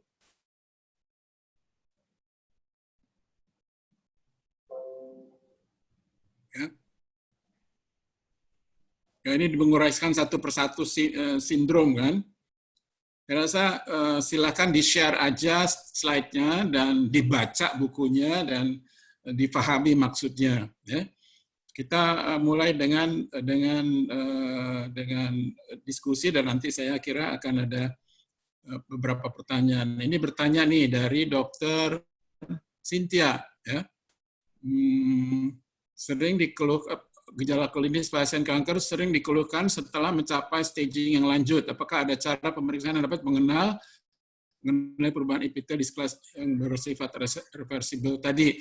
Ya, sebetulnya ada. Ini nanti kalau kita bisa sempat membahas bagaimana menegakkan diagnosis lebih cepat atau memang ada yang namanya pemeriksaan penemuan dini kanker. Ya. Jadi ada berbagai cara yang bisa dilakukan untuk bisa mendapatkan kanker paru dalam stage yang lebih dini. Ya. Nah, salah satunya adalah pemeriksaan bahan yang bisa kita ambil dari pasien, misalnya pemeriksaan sputum. Sitologi sputum itu merupakan salah satu cara untuk screening kanker paru. Ya. Pada sitologi sputum kita bisa menemukan sel-sel yang sudah berubah jadi ganas, akan tetapi belum kelihatan secara radiologis. Atau perubahan-perubahan seperti metaplasia, sel-selnya juga bisa ditemukan di dalam pemeriksaan sputum. Tetapi tentu hal itu sulit karena kalau kita menemukan satu sel abnormal, sedangkan pemeriksaan lainnya negatif, kita akan punya kesulitan untuk mencari lokalisasinya dari mana. Jadi memang penemuan dini kanker, kita semua tahu semua merupakan masalah yang masih sulit di seluruh dunia. Ya, caranya bisa, yaitu pertama dengan pemeriksaan sitologi sputum yang dilakukan secara berkala, entah 1 tahun sekali, entah 6 bulan sekali. Kemudian juga fototoraks bisa dipakai untuk mendeteksi tumor-tumor yang masih kecil, ya, terutama yang perifer. Akan tetapi dengan satu penemuan saja kita diharuskan untuk mencari lebih lanjut, ya, untuk memahami lebih lanjut ada faktor apanya lagi, ada kelainan apanya lagi, dan kita bisa mengusahakan diagnostik. Nah, yang penting nanti saya kira menegakkan diagnosis ini tergantung kepada kewaspadaan kita, ya. Karena tadi gejala-gejalanya mirip dengan penyakit lain, mirip dengan TB, mirip dengan pneumonia, maka kalau kita menghadapi seseorang dengan gejala seperti itu, dengan misalnya faktor risiko yang ada, usia atau merokok atau pajanan kerja, kita harus lebih waspada mencari lebih banyak faktor-faktor yang mungkin belum ditemukan. Ya. Jadi itu yang pertanyaan saya jawaban saya atas pertanyaan Dr. Cynthia. Ya. Memang yang ingin kita capai adalah jangan sampai kita selalu terlambat menegakkan diagnosis, dan itu nanti mungkin akan kita bahas tersendiri. Oke, ya, Cynthia, mudah-mudahan bisa cukup jelas. Yes, Prof. Oke, ya, oke, baik. Sekarang sudah selesai, Tika? Tinggal penjelasan tentang sindromnya, Prof. Ya, sindrom-sindrom saya kira dihafalkan sajalah, ya. Asal kita tahu bahwa ada berbagai sindrom yang yang kadang-kadang tidak terkait dengan kelainan di paru, dengan penyakit di paru, tetapi menjadi tanda bahwa itu ada terkait dengan kanker paru. Ya. Mau tidak mau Anda harus sebagian menghafalkan. Tapi menurut saya skema yang terakhir tadi itu yang cukup bagus untuk selalu diingat. Ya. Jadi kita bisa, tidak semua gejala, tidak semua sindrom tersebut sudah bisa kita temukan. Saya sendiri mungkin belum menemukan beberapa kasus, beberapa gejala yang pernah diuraikan itu tadi. Tetapi kalau itu ada, kita harus dapat mengenal dan menginterpretasinya. Turner syndrome ini Ya, apa kan?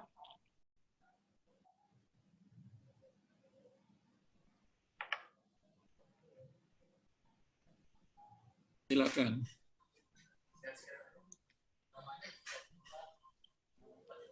Ya, Dr. Muhaimin, silakan.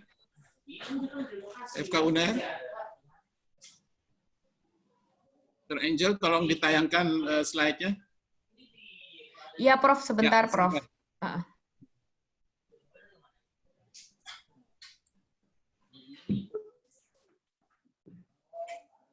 Oh, sorry. Kok nggak mau ya? Oh, sorry. Oke. Kok nggak mau? Boleh, silakan dok, dipresentasikan. Nanti tinggal tolong informasiin slide aja dok ke saya, nanti saya ganti.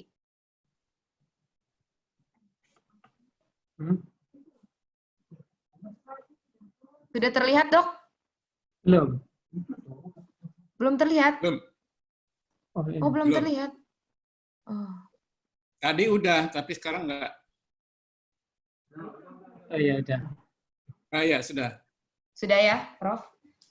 Dokter Julius, nanti tolong, Dokter Julius silakan, atau Muhaimin ya. Nanti informasi ke saya aja kalau itu mau slide-nya berganti, nanti bilang next aja, nanti saya bantu. Tolong slide-nya dari awal. Oke, mohon izin Prof, kami ingin menceritakan satu kasus yang pasien yang kami rawat di sini atas nama Tuan X, umurnya 58 tahun, datang dengan keluhan utama nyeri dada kanan.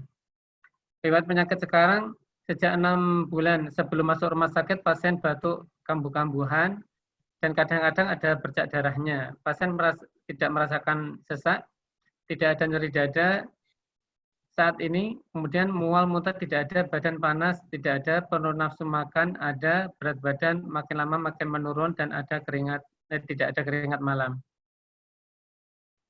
Slide lanjut. Kemudian sejak 2 bulan sebelum masuk rumah sakit, pasien, bentar, ini hilang. Slide-nya nggak kelihatan ya dok ya? Sebentar. Sudah kelihatan, sudah. Sejak 2 bulan sebelum masuk rumah sakit, pasien batuk, kadang-kadang ada bercak darahnya, sesak juga, kemudian nyeri dada kanan sebelah atas. Kemudian berat badan juga makin menurun lagi, penurunan nafsu makan juga. Pasien dibawa periksa ke dokter umum dan disarankan untuk rongsen dada dan pemeriksaan lab. Kemudian pasien disarankan periksa ke dokter spesialis paru di Rumah Sakit Bunda Tambak Rejo, Sidoarjo. Lanjut. Kemudian pasien dari Tambak Rejo itu, pasien disarankan periksa ke Rumah Sakit Umum Sidoarjo, dan di Rumah Sakit Sidoarjo itu pasien opname selama 7 hari. Pasien di sana dilakukan pemeriksaan CT scan, dan dilakukan pengambilan cairan di dada untuk diperiksakan ke laborat. Selanjutnya pasien disarankan periksa ke Poliparu RSUD Dr. Sutomo setelah hasil CT scan dan hasil pemeriksaan cairan pleuranya jadi. Di Poliparu RSUD Dr. Sutomo pasien dilakukan pemeriksaan CT scan ulang, kemudian dilakukan USG dada dan dilakukan pemeriksaan laboratorium lengkap. Kemudian pasien dirujuk ke poliposa, poli yang khusus menangani pasien tumor. Lanjut. Slide.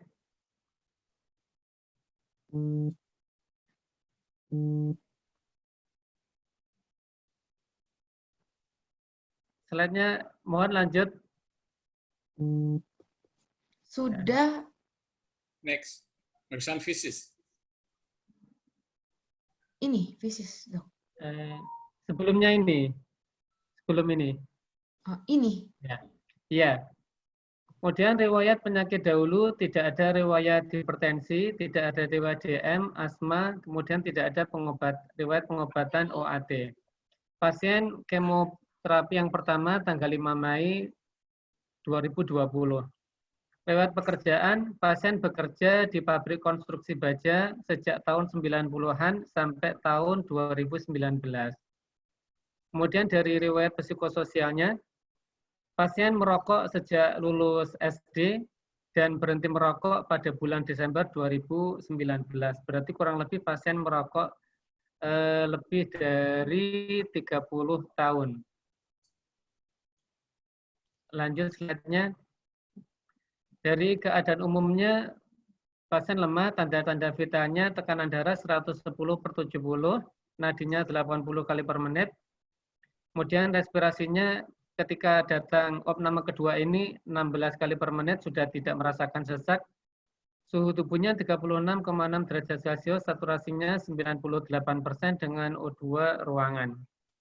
Dari pemeriksaan fisiknya, dari infeksinya asimetris, dari palpasinya, lanjut slide selanjutnya, di bawahnya ini.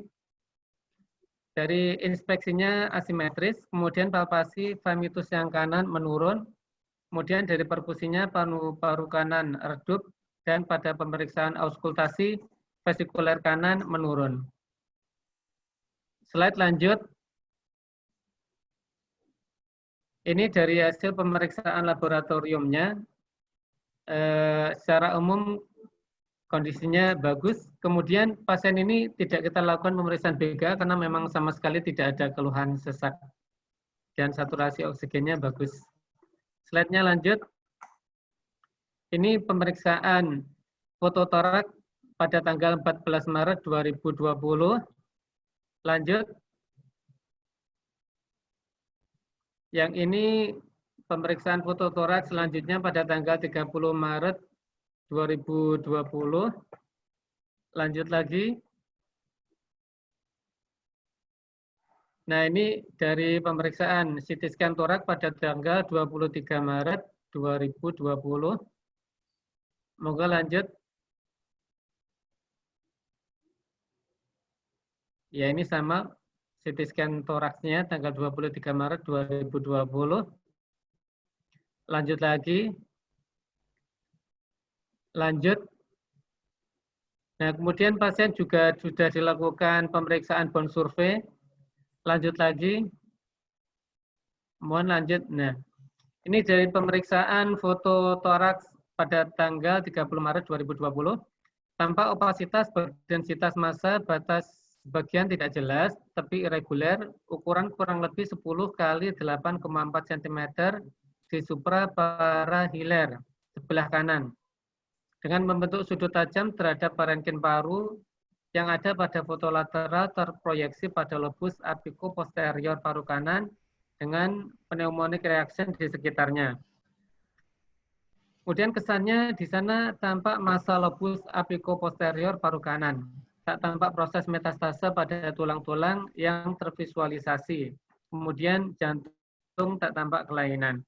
Kemudian pada pemeriksaan bone survey pada tanggal 30 Maret 2020, tak tampak proses metastase pada tulang-tulang yang tervisualisasi. Kemudian di sana ada incidental finding, di mana di sana ada opasitas berdensitas massa, batasnya sebagian tidak tegas, tipe irregular, ukuran kurang lebih 10-8,4 cm di supraparahiler kanan, dapat merupakan massa paru kanan.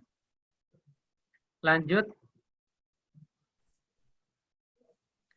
Kemudian pada pemeriksaan FNAB guiding, di sana ada hapusan menunjukkan kelompok samar berbentuk asinus dan sebaran sel-sel epitel anaplastik dengan inti bulat oval, pleomorfik, kromatin kasar, anak inti prominent, kromatin kasar. Kesimpulannya, ada massa paru dekstra FNAB guiding, di sana menunjukkan adenokarsinoma.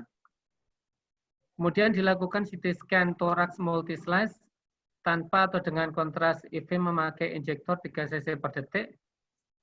Tampak gambaran massa solid dengan densitas 33 HU, post kontras tanpa enhance 43 HU, dan pada lateral pada daerah segmen 1, 2, dan 3 paru dekstra dengan ukuran kurang lebih 7,75 kali 10,49 cm, tampak massa meluas ke daerah mediastinum dan dinding posterior paru dekstra. Main bronchus dekstra tampak tertutup.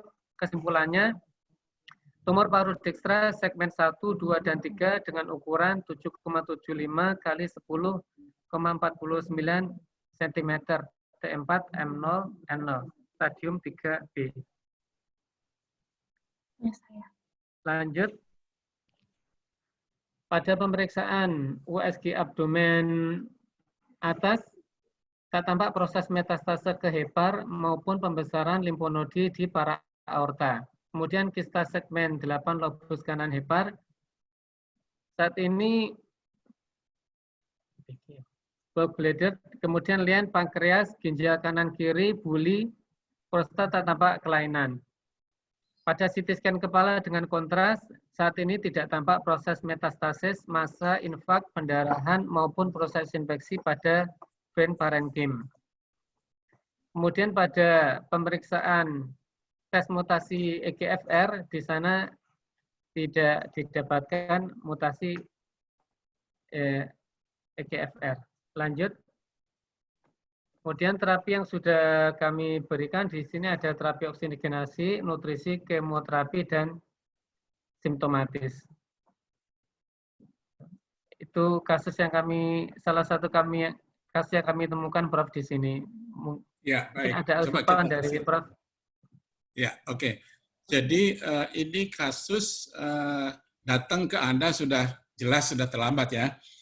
Tetapi kalau kita lihat riwayatnya, coba slide pertama barangkali anamnesisnya itu kan dia sudah batuk-batuk cukup lama, ya kan? Iya, Prof. Dan dia berobatnya juga entah kemana, nggak tahu, akhirnya sampai ke kita sudah dirujuk-rujuk gitu kan. Nah, saya kepingin tahu dari data yang Anda sampaikan, kelihatannya yang keluar CT scanning, apa ada foto toraks biasa? Ada foto toraks biasa. Nah, jadi kan ini jelas kelainannya, dia mengeluh batuk-batuk yang cukup lama ya, cukup kronik gitu ya. Batuk lama dengan keluhan hemoptu. Ya. Oke, dan dia baru berobat kira-kira udah 2 bulan batuk yang bercat darah, baru dia ke dokter kalau nggak salah. Padahal sudah gejalanya sudah 6 bulan kan, udah batuk-batuk 6 bulan. Ya. Dia juga nyeri dada. Nah, saya kira kalau potret Röntgen ini kita buat tidak pada 30 Maret, tapi sebelumnya ketika dia mulai batuk dan lain-lain, kemungkinan gambarannya tidak seperti ini. Ya. Jadi gejala batuk yang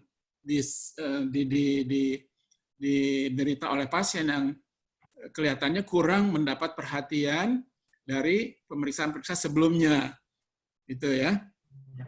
Jadi buat pelajaran buat kita, sebetulnya karena gejala batuk itu kan tidak bisa disebabkan oleh segala macam, mulai dari yang disebut bronchial hyperactivity, bisa oleh karena asma, bisa karena akibat perokok yang lama.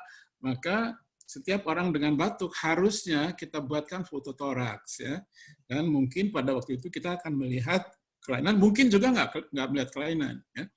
Kalau misalnya bayangannya terletak di bronkus utama, barangkali di belakang jantung, ya, atau di agak-agak ke medial, maka mungkin kita belum melihat perkembangan, perubahan. Akan tetapi kalau gambarnya sekarang seperti ini, maka kemungkinan kita sudah akan melihat bayangan di puncak paru. Dan kalau bayangan di puncak paru, kita harus waspada, ya, karena puncak paru adalah lokasi untuk apa? Lokasi untuk apa? Untuk penyakit apa? Tuberkulosis. Tuberkulosis seringkali berlokasi di puncak paru. Dan kita harus waspada, kita harus melihat ini orang umurnya berapa, ini orang punya kebiasaan apa seperti merokok dan lain-lain. Dan kalau itu ada, maka janganlah kita senang-senang bahwa kita sudah tahu bahwa di situ ada misalnya bercak, obatin TB, gitu ya. Harus kita cari lebih lanjut. Dan sebagai spesialis paru kita harus waspada akan kemungkinan ini adalah satu bisa TB, bisa penyakit yang lain, bisa kanker. Ya.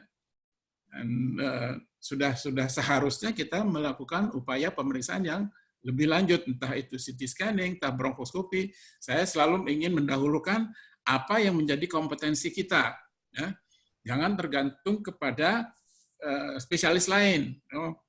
Jadi kita harus, kalau kita melihat bayangan di puncak paru, kita harus bisa menginterpretasikan ini kan melihat faktor-faktornya, kalau misalnya faktornya umurnya muda, gitu ya, panasnya nggak begitu tinggi, kemungkinan TB besar, ya bisa kita obati dulu misalnya.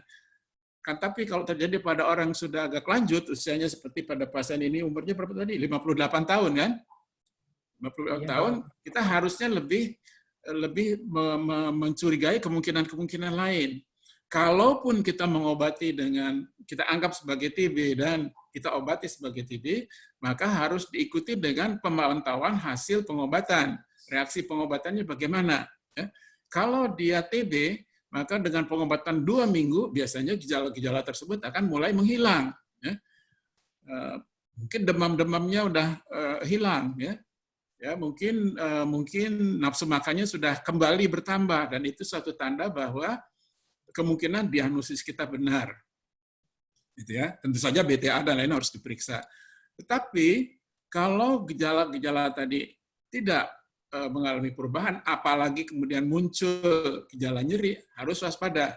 Kalau Anda lihat tumor yang seperti sebesar ini dengan lokasi di puncak paru, kemungkinan dia menimbulkan nyeri dada itu akan lebih sering. Ya. Dan kalau dia bukan kanker, kalau dia TB diobati, biasanya nyerinya tidak akan muncul. Itu ya. Tidak ada, jarang kali TB yang disertai dengan nyeri, apalagi nyeri yang semakin bertambah. Di situ kita harus waspada bahwa mungkin lokasi tumor itu di puncak menembus ke keluarnya, dan di situ kita tahu ada waktu anatomi kemarin kan ada plexus brachialis dan lain-lain yang dapat memberikan gejala lain, ya, seperti nyeri ataupun kelumpuhan lengan ataupun sindrom Pankos dan lain-lain, ya, khusus untuk tumor yang terletak di puncak. Begitu. Jadi ini adalah satu contoh, ya, dan umumnya memang begitu. Kita masih berada dalam situasi seperti itu, ya. Pasien-pasien kita sering menganggap batuk biasa. Sebenarnya tidak ada batuk yang biasa. Tidak ada batuk itu tidak biasa. Kalau orang batuk pasti tidak biasa, pasti ada sesuatu. Dan bagi kita tentu yang paling nomor satu harus dipikirkan adalah kemungkinan apa sesuai dengan usia, sesuai dengan pekerjaan, sesuai dengan umur. Ya. Kalau seperti kasus seperti ini, tidak salahnya kita cepat-cepat memikirkan kemungkinan kanker. Ya. Itu cara bahwa kita tidak terlambat. Ya.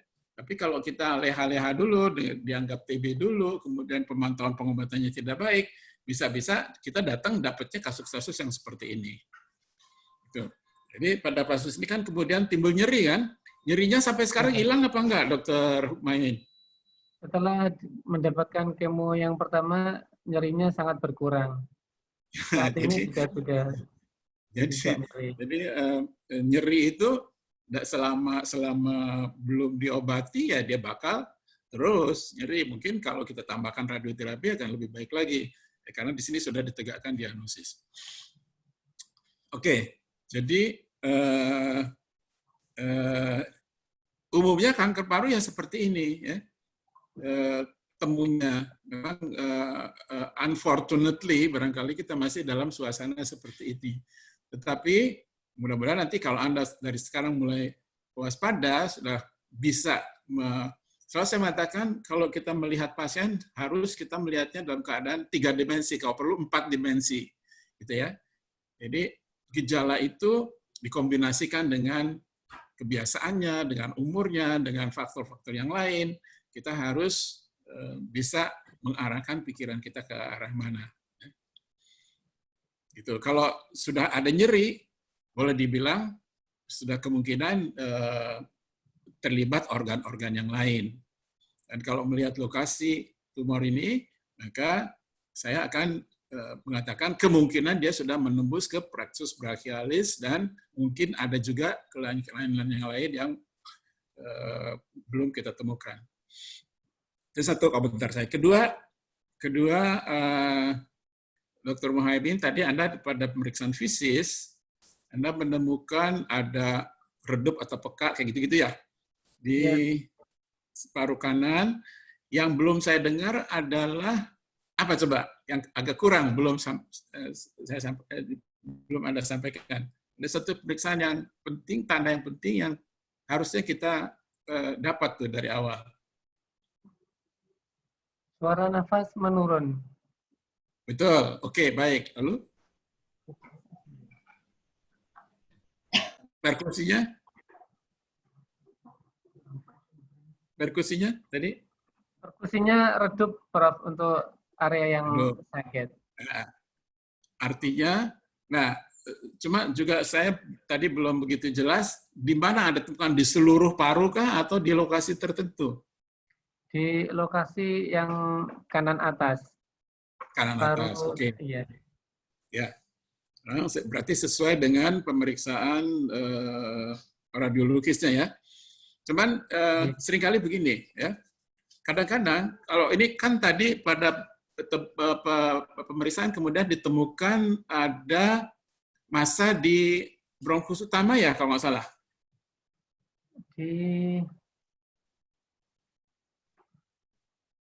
Dari mana tuh? Ada temuan apa? Massa lobus apico posterior paru kanan. Oh, massa lobus apico posterior. Oke. Baik. Yang ini saya sampaikan adalah kalau Anda menemukan pemeriksaan seperti misalnya suara napas menurun gitu ya, atau perkusi redup atau peka, apalagi kalau mengenai seluruh paru ya, kanan atau kiri, maka pikirkanlah kemungkinan apa? Nomor 1, sumbatan pada bronkus. Yang kedua, terdapatnya cairan di dalam rongga pleura kan. Kalau sumbatan di dalam bronkus, tumor tumbuh di dalam bronkus, dia dapat menyumbat dan menimbulkan keadaan yang disebut atelektasis. Atelektasis itu suara napas akan menurun, redup atau peka. Tapi satu hal yang penting yang harus tidak boleh dilupakan adalah bagaimana batas jantung. Ya. Apakah batas jantungnya pada tempatnya? Apakah dia bergeser? Ya kan? Kalau dia bergeser kemana? Kalau bergesernya ke... Ya, Bro. Kalau misalkan kita temukan atelektasis di bagian paru kanan, maka batas jantung akan bergeser ke kanan, Bro. Tapi jika itu ada efusi pleura, tekanan pada efusi akan menyebabkan batas jantung bergeser ke arah kontralateral, berarti ke arah kiri. Ya, jadi perlu batas jantung ini perlu juga selalu kita periksa. Ya. Pada kasus seperti ini barangkali mungkin tidak ada perubahan. Ya. Kan, tetapi Anda bisa melihat, meraba barangkali trakea bagaimana, terdorongkah atau tertarikkah. Itu juga bisa menjadi petunjuk. Ya kan? Nah, sekarang sehingga yang ingin saya sampaikan adalah batas jantung merupakan juga salah satu pemeriksaan yang harus kita lakukan. Ya. Dia pada tempatnya kah atau pada bergeser? Kalau bergeser dia mendekati sisi yang sakit atau menjauhi sisi yang sakit. Kalau mendekati sisi yang sakit artinya berarti ada pengecilan, pengurangan volume udara di sisi yang sakit. Ya. Dan itu bisa terjadi kalau ada penyumbatan bronkus atau penekanan oleh sesuatu yang lebih besar, tumor barangkali, tumor bisa di mediastinum, tumor bisa di paru, tumor bisa di dinding dada. Ya. Tetapi saya ingin Anda jangan melupakan bahwa pemeriksaan batas jantung itu juga merupakan bagian dari kompetensi kita yang harus selalu dengan rutin kita lakukan. Ya. Oke. Ada pertanyaan barangkali atau ada komentar? Silakan.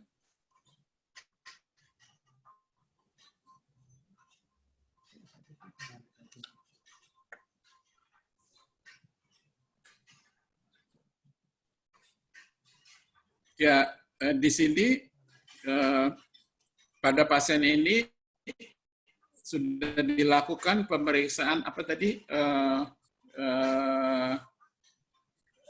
Biopsi jarum ya? Iya, Prof. Ya. Biopsi jarum dan kemudian dari biopsi jarum yang dimaksud biopsi jarum apa nih yang dengan yang transthoracic? transthoracic, Prof. Saya kira saya kira pemeriksaannya akan dilakukan pada mendekati puncak paru itu ya. Dan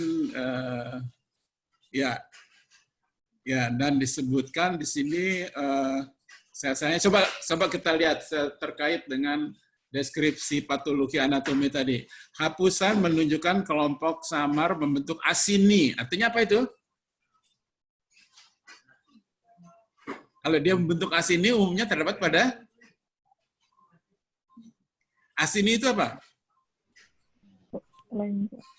Asini itu kelenjar kan? Kelenjar. Jadi kalau dengan kata asini itu sudah suatu kata kunci. Oh, ini mestinya adenokarsinoma, gitu ya. Coba dia lihat sel-selnya anaplastik, artinya tidak khas. Ya. Dia membentuk asini, membentuk kelenjar, tapi sel-selnya tidak khas. Ya. Tidak berbentuk kelenjar. Gitu. Jadi memang bisa merancukan kepada pemeriksa patologi anatomi. Tetapi di sini disebutkan intinya bulat oval pleomorfik. Pleomorfik itu artinya intinya tidak seragam. Berbeda-beda, ada yang besar, ada yang kecil, ada yang lonjong, ada yang bulat, ada yang macam-macam ya, beserta kromatin kasar, apalagi ada anak inti prominent. Itu menunjukkan sel tersebut adalah sel ganas. Dan karena walaupun bentuknya anaplastik, sulit untuk diinterpretasi ke arah mana, tapi karena ada bentuk asini, ya, maka bisa dipastikan ini adalah satu adenokarsinoma. Jadi begitu, kita membaca, menginterpretasi hasil pembacaan patologi anatomi dari teman-teman sejawat kita. Ya. Oke. Nah, seandainya tidak ada asini, mungkin agak lebih sulit kita menginterpretasikan sebagai adenokarsinoma. Bisa-bisa kita menginterpretasikan kepada jenis yang lain. Ya. Oke.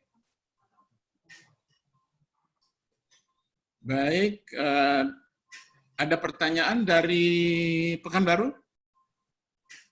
Dari Solo ada nggak ya?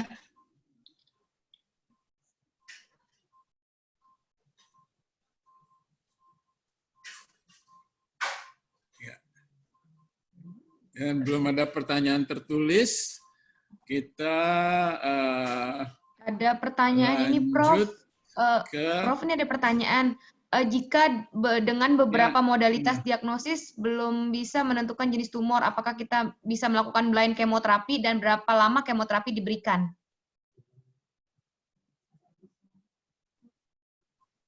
Tidak boleh. Ya. Tidak boleh. Kemoterapi hanya boleh diberikan kalau kita sudah mendapatkan kepastian tumor ganas dan jenisnya. Nggak boleh kita berikan blind chemotherapy. Ya, karena belum tentu nanti kemoterapi itu bisa memberikan hasil dan kita cuma bisa memberikan efek samping saja. Ya. Nah, biasanya kalau dengan berbagai-bagai cara pemeriksaan tidak juga bisa ketemu, maka sebetulnya harusnya dilakukan torakotomi eksplorasi sebetulnya. Ya. Tetapi harus difahami betul, baik dokter yang merawat, baik pasien yang akan menjalani, bahwa torakotomi itu bukan merupakan pengobatan. Dia untuk mendapatkan kepastian penyakitnya apa, ya, kankerkah bukan, atau kanker jenisnya apa. Sebab apalagi sekarang kita mempunyai bermacam-macam pengobatan yang tidak selalu harus kemoterapi, bukan? Jadi yang harus dilakukan adalah mendapatkan bahannya dulu. Ya. Mungkin diagnostik harus kita ulang, mungkin. Ya.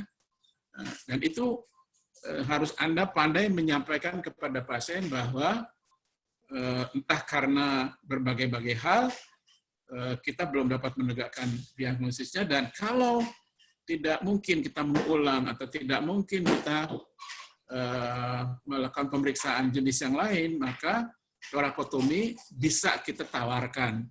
Ya. Itu pasien harus atas dasar persetujuan pasien. Baik, ada lagi pertanyaan lain?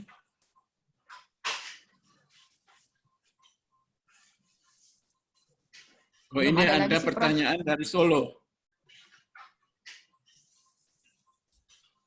Bagaimana peran HRCT dalam diagnosis dari dini kanker paru, termasuk apakah ada indikasi tertentu untuk pemeriksaan tersebut? Baik. Ya, jadi kalau kita bicara soal diagnosis dini, soal dini-dini ini, kita bisa bicara diagnosis dini atau penemuan dini. Penemuan dini artinya early detection. Kalau kita bicara early detection, itu umumnya kita bicara soal mencoba menemukan kanker pada keadaan sedini mungkin, bahkan sebelum ada gejala. Dan itu bisa dianjurkan kepada orang-orang yang mempunyai risiko. Contoh yang punya risiko apa nih? Di sini ada, saya lihat Dr. Astrid, Dr. Jamie Vandri, dari mana tuh? Halo? Atau Dr. Bimo Nugroho, ada fotonya nih, saya lihat.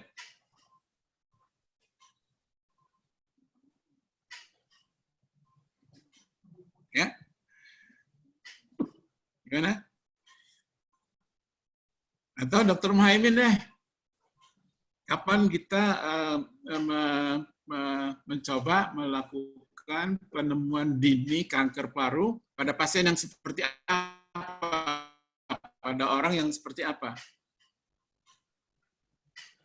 Jawabannya?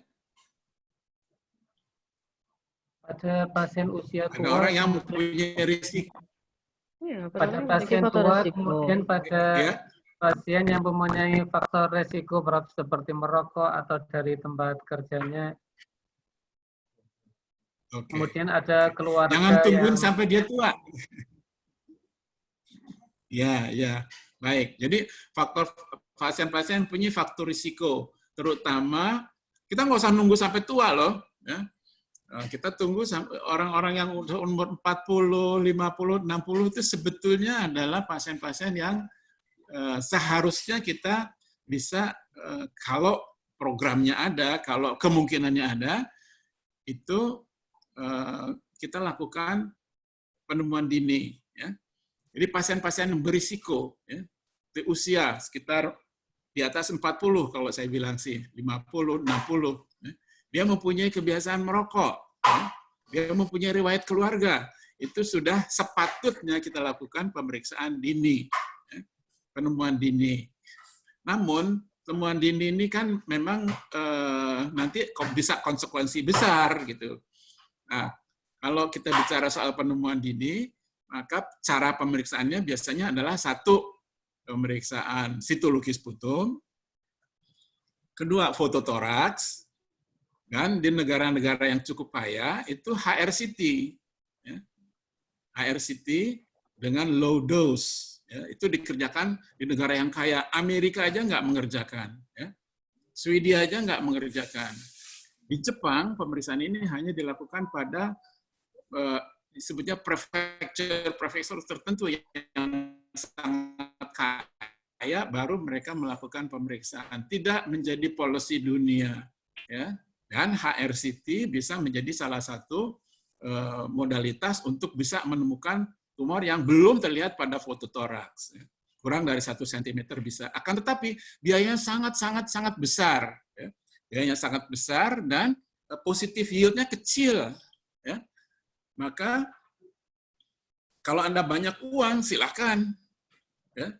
Pasien-pasien yang sudah umur 40-an, merokoknya gudang garam 5 bungkus sehari, sudah sepatutnya kita lakukan pemeriksaan penemuan dini pada sekitar usia 40 tahun. Begitu. Ya. Kita bisa menemukan dengan sitologis putum bisa kita ketemu, dengan fototoraks biasa juga bisa ketemu, tetapi HRCT yang paling mungkin mendapatkan tumor dalam keadaan ukuran masih sangat kecil. Gitu. Nah, biayanya sangat besar, sehingga pada umumnya asuransi negara nggak bisa menanggung itu. Ya. Kalau dia mau periksa sendiri, kesadaran sendiri sih boleh-boleh aja. Gitu. Ya. Tetapi umumnya tidak dilakukan oleh perusahaan ataupun oleh negara, bukan policy umum. Tapi memang ada segelintir negara, ada segelintir bagian dari negara seperti di Jepang, beberapa prefecture tertentu, itu memberlakukan pemeriksaan HRCT untuk menemukan kanker paru pada stage dini. Ini biasanya di negara-negara yang frekuensi kanker parunya amat tinggi. Mereka concern banget dan mereka melakukan hal tersebut. Tapi tidak menjadi policy dunia. Oke, ada lagi? Ya, ada komentar atau ada pertanyaan? Silakan. Kita sudah hampir habis waktunya.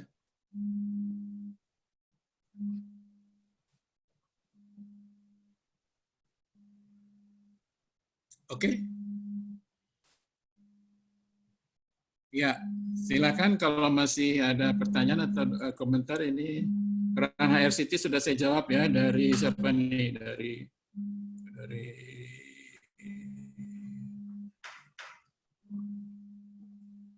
Sukamarini, Prof.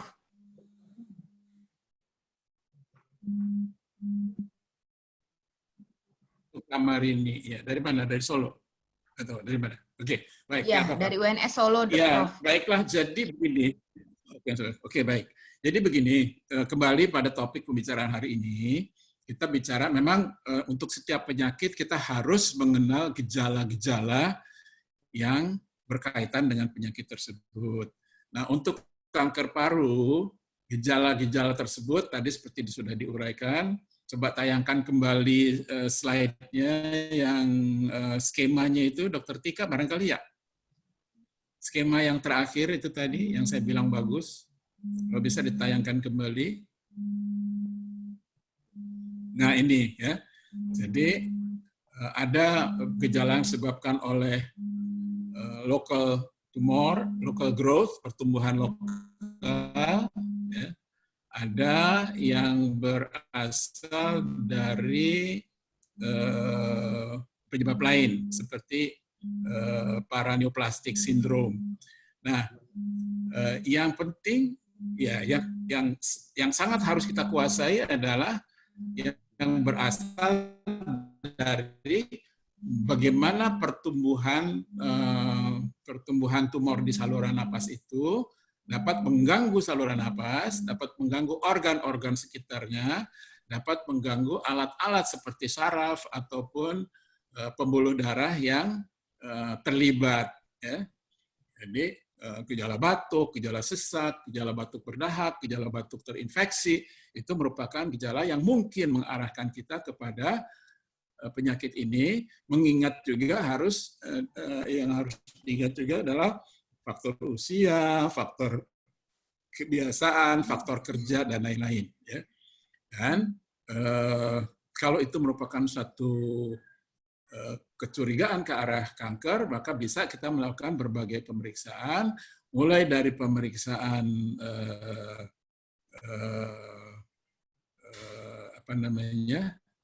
screening, ya, seperti misalnya sitologi sputum atau fototoraks yang fototoraks PA, bahkan sampai kepada HRCT. Menurut pendapat saya, yang paling mudah buat kita adalah meminta fototoraks.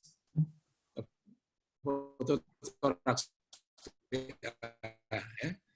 Tetapi fototoraks letaknya perifer atau tumor-tumor yang sudah berukuran lebih dari 1 cm. Nah, kemudian juga kalau pemeriksaan sitologi sputum, nomor 1, tidak semua pusat dapat memeriksa ini. Ya. Yang kedua, kalau kita menemukan sel tumor ganas di dalam sputum, tapi kita tidak bisa melihat fototoraksnya, maka kita akan membutuhkan pemeriksaan yang lebih lanjut, ya, CT scanning misalnya atau bronkoskopi dan lain-lain. Jadi yang perlu ditekankan adalah bahwa gejala tumor paru itu tidak ada yang khas, ya, tidak ada yang khas. Dia harus ditunjang oleh fakta-fakta yang lain seperti umur, kebiasaan, kesehatan hidup, kondisi rumah, pekerjaan, dan lain-lain. Ya. Dan harapan saya adalah bahwa kita sebagai dokter paru lebih waspada karena dalam keadaan yang masih dini, dia bisa menyerupai penyakit-penyakit lain seperti tuberkulosis atau pneumonia. Ya. Contoh tadi yang diajukan oleh Dr. Muhaimin dari Surabaya bagus sekali karena setelah berobat berlama-lama pindah sana pindah sini akhirnya baru ketahuan tumornya sudah besar. Tentu dalam hal seperti itu buat kita lebih mudah, namun buat pasien tentu prognosisnya menjadi lebih buruk. Ya. Oke. Masih ada pertanyaan kah? HRCT sudah, pemeriksaan dari Solo sudah, penggunaan imunohistokimia tadi sudah. Ya. Oke, baik. Kalau tidak ada lagi, yakin? Gimana? Ya. Kalau sudah tidak ada, mungkin untuk yang akan datang, kita bisa lakukan pada hari Senin tanggal berapa? Tanggal 8 ya? Tanggal 8 Juni, Prof.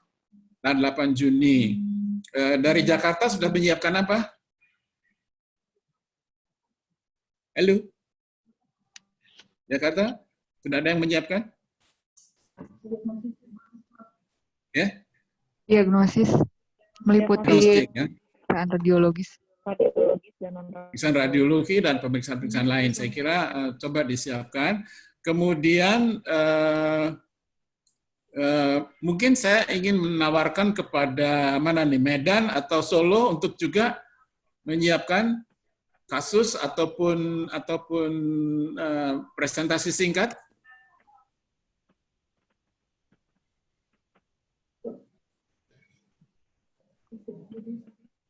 Oke, nanti akan kita atur lagi sama KPS-nya. Tapi saya mengharapkan sebetulnya Anda memberi saya feedback ya, melalui email anwarj07@yahoo.com. anwarj07@yahoo.com. Tolong Dr. Angel, tolong dituliskan nomor alamat email saya. anwarj07@yahoo.com. Ya. Silakan kirim lewat email usul-usul Anda, apa yang menurut Anda perlu kita perbaiki. Ya. Jangan usulnya, oh bagus, tayangannya sangat bermanfaat, jangan begitu. Itu sih mestinya udah pasti. Tapi apa yang masih bisa kita perbaiki? Apa yang kurang pada sesi hari ini?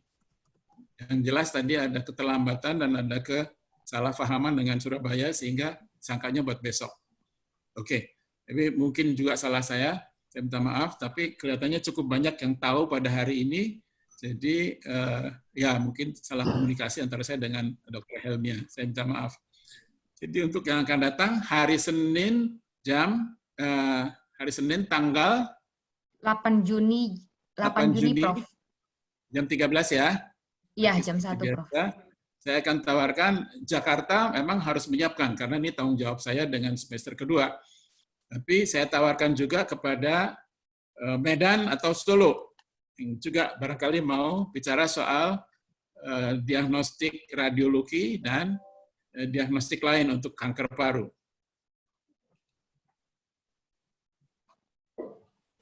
Oke.